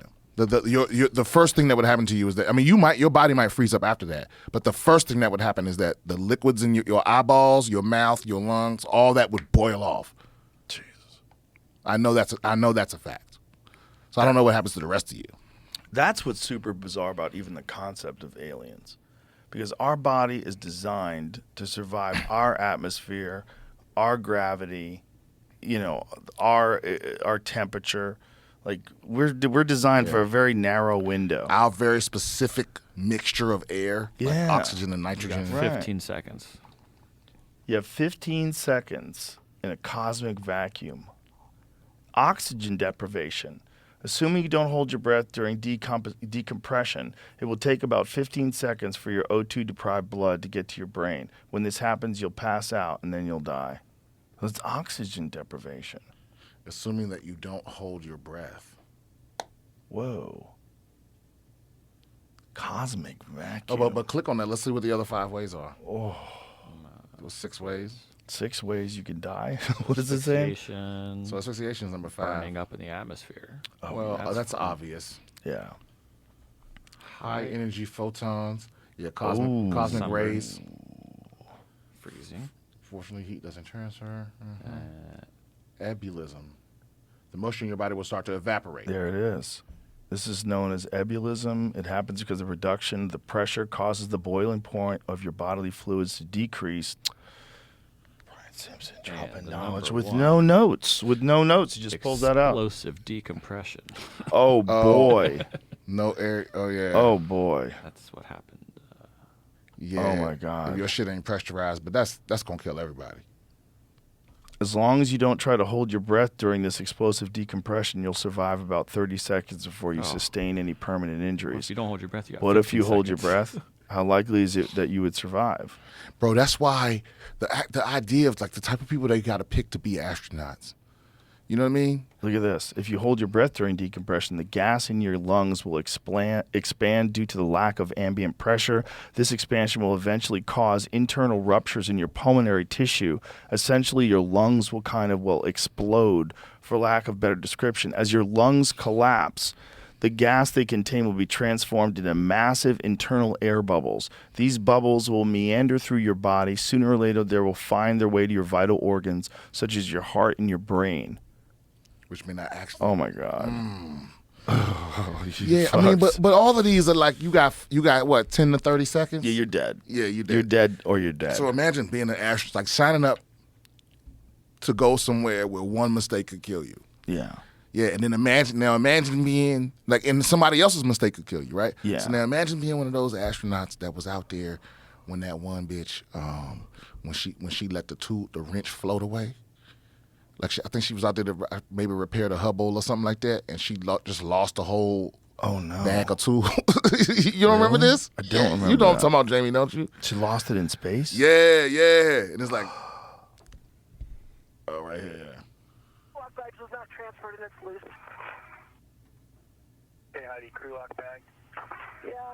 There it goes. We see it. Yeah, we see it. Is there anything they can do now? Fuck no. That's it? Oops. Wow. So that's the tool bag? And something just fell out of the tool bag? Oh, Jesus, she can't grab it. Oh, my God. Imagine just even thinking if you grab it, what if you fall? Oh, no. That's not worth it. You gotta let that shit go.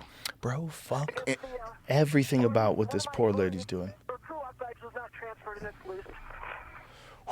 Yeah. That gives me so much anxiety. But yeah, man. Yeah, I just watched a video how you if let's say that person was with that tool bag, how they'd get back because they don't have propulsion, you know? Right. You can't swim back because there's nothing to move against. Right. Your only shot is to then use as much force as you can to throw that tool bag backwards and use that as propulsion forwards. Oh my God. You have to throw something the other way. But it's You like have that. to Oh get my rid of But it's something. not even God. worth. Or imagine if like that's the key thing for that whole mission. Like the whole reason we out here. And you just let that bitch float away. Well, imagine the idea of keeping it in a bag. Yeah, it's not tied to anything. It's not clipped on. But you know what? I'm sure a NASA physicist could explain to you why they can't do that. Probably. You know, it's probably a reason why they can't do that. Right. Or question. Or like no magnets or nothing. Right. Nothing. Not like a little fucking bungee cord. Because it looked like that bag. It looked when she opened it, everything was just floating. Yeah. I was like, damn, bitch, like that don't seem like an efficient. No, especially when you got those weird tips to your fingers. You're probably not good at grabbing shit. But they probably have backups. Just floats away. Yeah, but it looked like she. Why did she do that? Well, I She think must have she thought it was touched it attached. to like set it down or something like that. I don't know. Don't you give me anxiety. Just seeing that lady on that machine all the way up there in space. And your reflexes to be like, no. Ooh. It's so spooky. But she's not the first one that's lost something, right? Oh, I'm sure. I'm sure guys have lost shit. Have they lost people though? Have we ever lost a person from like floating off? Oh, that's a good question. Because that's one of those things where it's like as soon as you let go, you dead. You know what I mean? Like you ain't it ain't like the movies. It's like as soon as you let go, you gone. Because there's no way, like he said, there's no way for you to. I mean, maybe some Iron Man shit. Yeah, I think for you to do that, you would have to lose air. You would have to risk losing air to propel yourself. What? There were 3 Russian cosmonauts that were lost in space. Ooh. The first guy almost. What was his name? Yuri Geller? He almost got lost in space? They drifted away? No, the first man in space was a Russian guy. I think his name was it was Yuri something. Yeah, you're right. And he had a rip in his suit or something like that. Oh, it depressurized on its way back. Okay, yeah. But he survived. I don't think he was ever the same after that, but he survived. And they first sent the dog up. That dog died. Yeah, for sure. I forget the dog's name. Yuri Gagarin was the first guy. Yeah. Yo, Yuri Gagarin. Who did I say? Yuri Geller? Yeah, that's Yuri Geller's the magician. Okay, yeah. Yeah, Yuri Gagarin. Yeah, that's a bad motherfucker, but he definitely didn't come back the same. One orbit of Earth, April 12th, 1961. Damn, back then. You know how gangster you had to be back then to get one of those fucking rockets? Oh, man. A Russian made one? What did we do with the bomb was dropped in 3? Or, sorry, the first plane was 1903. Bomb was like 40 years later. And then less than 20 to get to space. Yeah. Hey, what... I know the United States got a lot of scientists from Operation Paperclip from Nazi Germany, but how many did Russia get? A lot. The rest of them. Yeah. Did they? So is their Russian rocket program like this one with Yuri Gagarin? I think so. Yeah, That's the dirty secret I was about watching space travel. Did you see the Indiana Jones movie by any chance? No, I haven't seen it. There's a little bit of that Operation Paperclip in there. The main bad Nazi guy was help in the story. He helps. Wait, you haven't the seen B-1 any rocket. Indiana Jones movies? No, I have. I just not the newer one. Oh, there's a new one? Dial of Destiny is what it was called. It came out Yeah, this it was year. like a month ago. Is it out, man? Yeah, I just watched it on digital. Did the Nazis have dueling scars? Not did he? No, I don't think so. It's competing with so many good movies. This might be the best movie year ever. Really? Yeah, and it's crazy to happen during a strike joint, but it's like Operation Osoivachim. They re-released Old Boy. Have you ever seen Old Boy, Joe? The original, the Korean one? Yes, I have. They just re-released it in theaters. Oh wow. So this guy was a Soviet. It was a Soviet operation, which more than 2,500 former Nazi German specialists from companies and institutions relevant to military and economic policy in the Soviet Union. They came over just like they came over to America. That's the dirty secret about rocket travel. Like, the Nazis had amazing engineers and scientists, and these guys were ahead in rocketry, and we scooped all their evil motherfuckers up. Why do you think that is? Why do certain cultures have better engineering and all that? It's a very good question. You know, it's like who gets the jump start on steel, right? You got to think that if you're in Germany, you know, unlike the United States, it's not an emerging country. It's been around for a long time. You know, they have a long history of automobiles. You know, I mean, think about like Mercedes-Benz. What year was that developed? Audi. Well, I think it's whatever your culture takes pride in. If they take pride in engineering. Yeah. It's the way like when you in Japan, how the train's never late. Mm-hmm. Like never. Right. Yeah. The one time it was late, like the guy had to go on TV and apologize. Yeah, you like Japanese corporations, like the way they run them, man. These people are like very emotionally attached to the success and failure of their company, and they will work very, very hard to make sure that they don't dishonor their company. And they'll work you to death. Yeah, literally. Yeah, and the products they make are all awesome. But you know what? Over there, the CEO, the CEO, the ratio of CEO pay to worker pay it's like 20 times less than here. Really? Yeah. Over here, our country so is the workers get paid more. The workers get a bigger percentage of what the company makes. It's fair. Yeah, that seems fair to me. Yeah. And the CEO, there's no CEOs over there that are like I forget what the ratio is over here, but it's ridiculous. Ours is the biggest for sure. The biggest gap between the workers and the CEO. Well, the wildest thing that we do is we have stuff that we can buy cheaper if we build it in places where they don't have any rules. So we go to these places that don't have any rules, and we build all this shit and then sell it in America. Yeah, because that is a really wild loophole. And here's the God honest truth. Like, you know how when you go to other countries, how they have, like, if you buy a pack of cigarettes, it'll have like somebody with lung cancer or something on the front. Yeah, it's like if they had to tell you before you bought something, right? Like all the horrific shit it was connected to, you'd still buy it.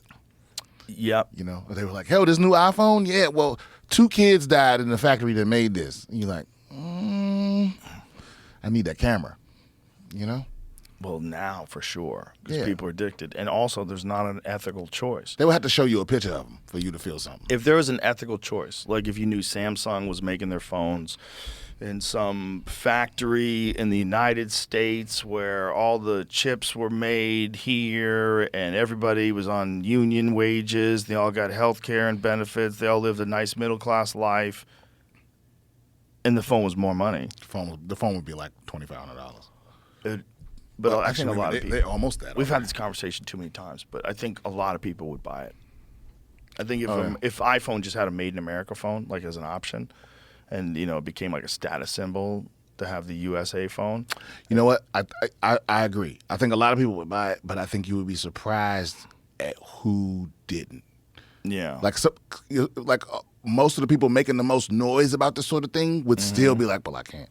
What am I gonna do? Yeah, I gotta buy the cheap one. I have to. I can't afford it. Yeah. Most of the same people that are mad at you for what you buy, they would still buy it. Yeah. Right. Yeah, because that's what it boils down to. It's like you need money to live. But it is one of the weird things about this country is that everyone is addicted to their phone. Everyone's phone is made by slaves. It's made by, at the very bottom of the supply chain, they're taking minerals out of the ground in the Congo in abject poverty. The cobalt. Horrific poverty, yeah. Every phone has cobalt, and that shit is, like, mining that shit is treacherous. Treacherous. Yeah, ain't no CEOs out there at the cobalt mine. That Siddharth Kara guy, the journalist that exposed that and came on the podcast and showed all those videos about that, like that guy, I mean, he risked his literal life to go there and get footage of that and tell that story. And I don't think it put a dent in the Poor sales. son of a bitch. Yeah, that ain't gonna change shit. Look, money talk, bullshit walk. That's saying that's the cliche for a reason. It's like, until you can affect money, no one gives a fuck about the story you telling. It's true. Yeah, if you don't stop the money from moving, you just out there screaming. Remember Occupy Wall Street? Yes. When they thought those kids was about to run up in Wall Street, they were scared to death. But when they knew they were just gonna camp outside, they were like, "Oh yeah, let the hell be out there." Yeah, we'll go in the back way. It's like if you just making noise, that shit don't work no more. Yeah, nah. I think if something like that happened today, they'd be terrified. Occupy Wall Street? Yeah, because people seem a little bit more prone to violence. Well, people more dangerous today. Yeah. And you wouldn't be able to. I mean, the thing is, if the cops got on board, like if you couldn't count on the police to protect you, right? That would be a whole other thing. It's a whole other thing. Yeah. But damn, are we really ready for the world to change in that way though? I don't know. There would have to be something that's egregious where people could all agree that like this one institution is ruining our country and ruining our lives. They're somehow or another getting away with it, and people decide to go to that place. Well, I just think that gets dangerous. It's easy to get behind a sentiment when it don't cost you nothing. Also, you have to consider that if you are planning something like this, you're going to get infiltrated by the federal government. Oh, yeah. There's going to be agent provocateurs That's standard play, but there's no fucking way they're gonna let you go storm some institution somewhere, some banking institution or some later, and just fucking shut everything down. There's no way they're gonna let you do that. So they're gonna probably just join your group, and they're gonna find out everything about you, and they're gonna catch a couple of people and turn them into informants, and so they're gonna give you immunity, but you have to testify against these people, and then it's over. I don't know what kind of world we living in, man. I know too much stuff. Yeah. Bro, I could have gone the rest of my life without knowing that Steven Seagal made a reggae song. You know what I mean? Yeah. I ain't want to have to hear it. Now it's like stuck in me. Yeah, you're inundated with stuff. Too much information. And it's like every day there's a new tragedy. Every day, excuse me, there's a new natural disaster. There's something going on the South Pole, directed energy weapons. You know the best thing that I've done for myself recently is I started scheduling a do not disturb for Mondays. So, scheduling it? Yeah. So on Monday at midnight, I don't get no phone calls. I don't get no notifications. Oh, you schedule it on your phone, so it switches to do not disturb. It switches mode. to do not disturb on Monday morning, and it's like that all day. So I mean, obviously, if you call me twice, it'll come through, like whatever. But other than that, I don't see the shit unless I want to. That's good. Yeah, and it's like because I can't deal with that. I can't deal with all. I'm just overly stimulated. Yeah, you're overly stimulated, and people are always sending me links to tweets and links to videos and links to watch this documentary. I'm like, how? Yeah, no time. I don't have any time. It's like you're constantly getting. But the good thing is you're finding out about a lot of stuff. Like I think way more aware of what's going on in the world now, like human beings in general, but people that are paying attention in particular are way more aware of what's going on in the world than they ever were when I was like 20. Yeah. Like when I was 20, the kids 20 years old today, they know way more about how fucking weird the world is. Some would say too much.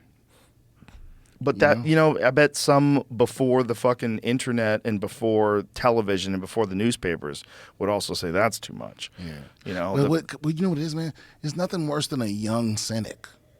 Mm-hmm. You know, it's like you 17 and you already cynical. Like you're supposed to live ignorant and with pie in the sky. Right. Go ideals. party. Yeah. Party, have a good time. Yeah. Have some damn positivity, some hope. Yes. Positivity and hope. Was that a bug? I didn't see a bug. Oh. We were talking about there's never been a bug in here. No. Now you've seen bugs. Yeah. I mean, you don't want young cynics, but I'm not even saying it that way. I'm just saying they're more aware of how bizarre everything is. It's not just not going to turn out well. But there's a very real possibility that it might not turn out well. Oh, no, Joe. We're doomed. I'm full on. Like, really?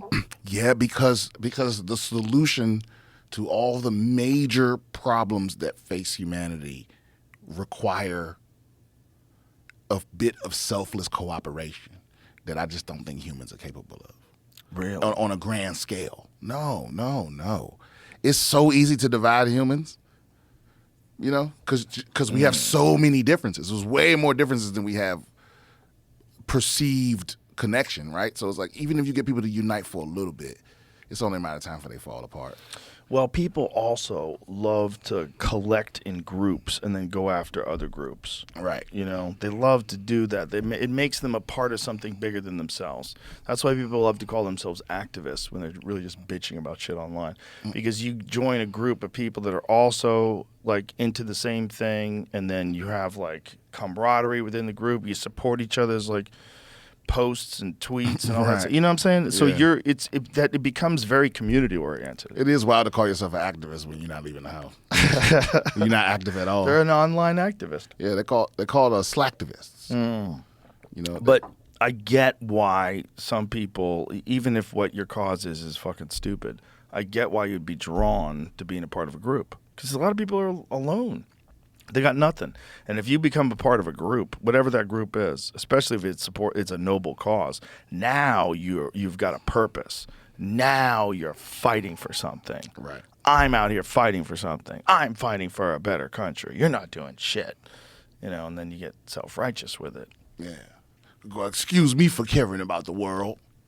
It's like it's hard to have an objective opinion about so many different things because so many different things that we talk about, there's like your side already agrees that this is the solution, or your side already agrees that we must support Ukraine, or your side already agrees that climate change is real. It becomes dogmatic. Yeah. But we're so vulnerable to that. It's amazing. It's amazing how vulnerable we are to that. Well, what it really is that it distorts your, because we forget like the truth is not just the conclusion, but it's also like we were talking earlier. How do you decide what's true? That's just as important as whatever you saying the truth is. Yeah. And when you get into groups and get into the dogma, it's like that. It completely takes it away. There's just the truth. Yeah. And we don't get to scrutinize how we got there or any of that. It's just you believe this or you not. Right. You're not a true believer. You're not part of the group. So it takes away people's ability to be discerning. Yeah, it does. And there's also a fear of stepping out of the lines. Because if you're living, like a lot of this is interaction you're having on social media, in which people are much more likely to attack you, much more likely to insult you than they would be to your face if you were saying the same thing. So it's like then you feel that like, oh, I'm being attacked, and then you get caught up in this weird web of like checking all your mentions and seeing who's mad at you for what you said. And I stopped giving a fuck. I really did because I realized like I don't have time for that. Like I'm not gonna argue with you for free. You know? Yeah. No, I don't have time for that. It's interesting to see people lose their whole life to it, though. Yeah. Some people get too obsessed with it. 'Cause like I told you, I don't watch the news. I only absorb the news that rises to my attention. Mm-hmm. So while I'm looking up like this, if something come up here, and I look at it. Ari was just saying the exact same thing. Yeah, I'm with him on that. I mean, he went extreme, like he doesn't know what's going on. Right, but it's I feel like it makes my opinions pure. That I'm not being because it's hard to get the news without being told how to feel about it simultaneously. Right. Like here's the news and here's also the correct feeling from your group. Right. Right. And it's like it makes you be fake, you know. And so I'd rather hear about the news. I only really hear about the news when I'm doing my podcast.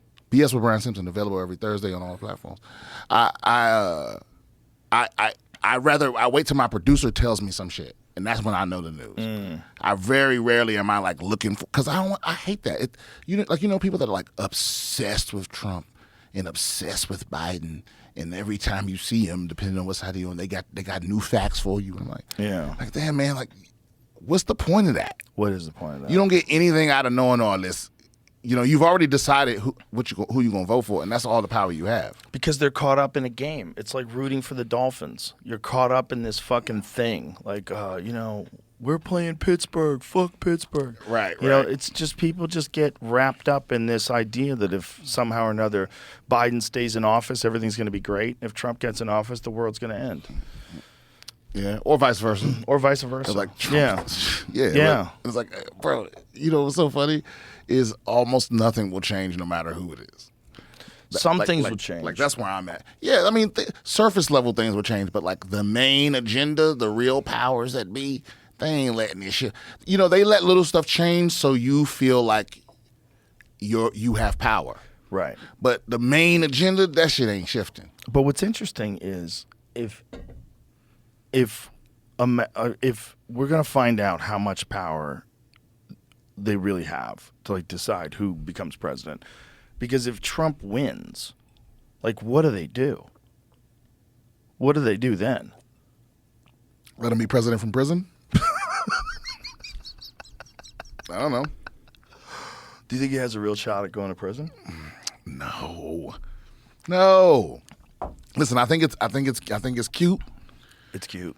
But look, man, again, money talk, bullshit walk. Yeah. When has a billionaire ever gone to prison for any reason other than fucking with other rich people's money? That's the only time you see people that rich go to prison. There's no other time. So it's like this hope that he's going to be the first one. I highly doubt it. I could be wrong. But generally, people that are his rich, they don't go to prison.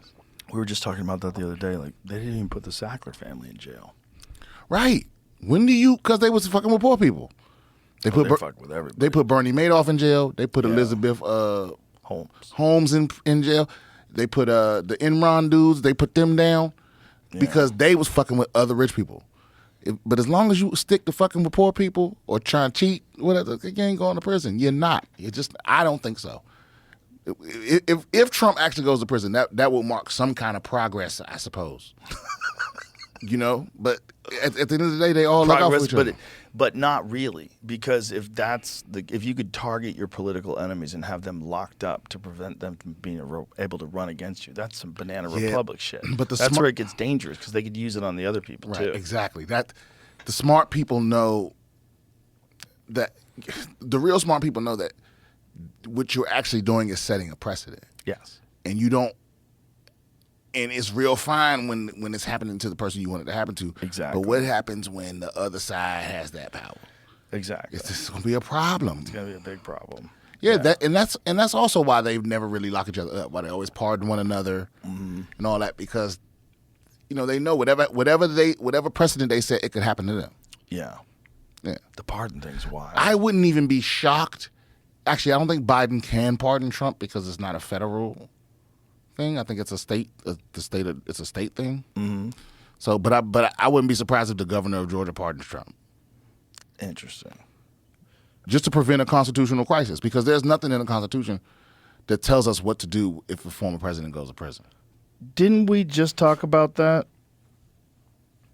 Someone, no. I think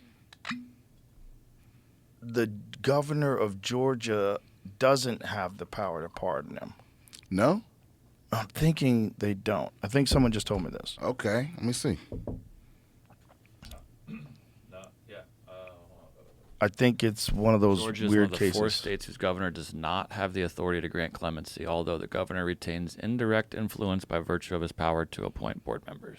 That's what this says when looking up pardons. Oh, that's even better. That's crazy. So then he could have the board do it and not take a political hit. Yeah, it says I think it's Georgia's even more Brian likely. Kemp does not have the authority to hand out pardons. So who can hand out pardons? A 5-person state board. Interesting. Wow. Interesting. That's what this looks like. Oh, this is spicy. Interesting.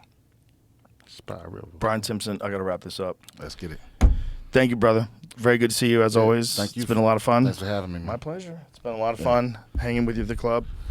Tell everybody upcoming tour dates, social media. Oh yeah, but the next place I'm coming is Chicago.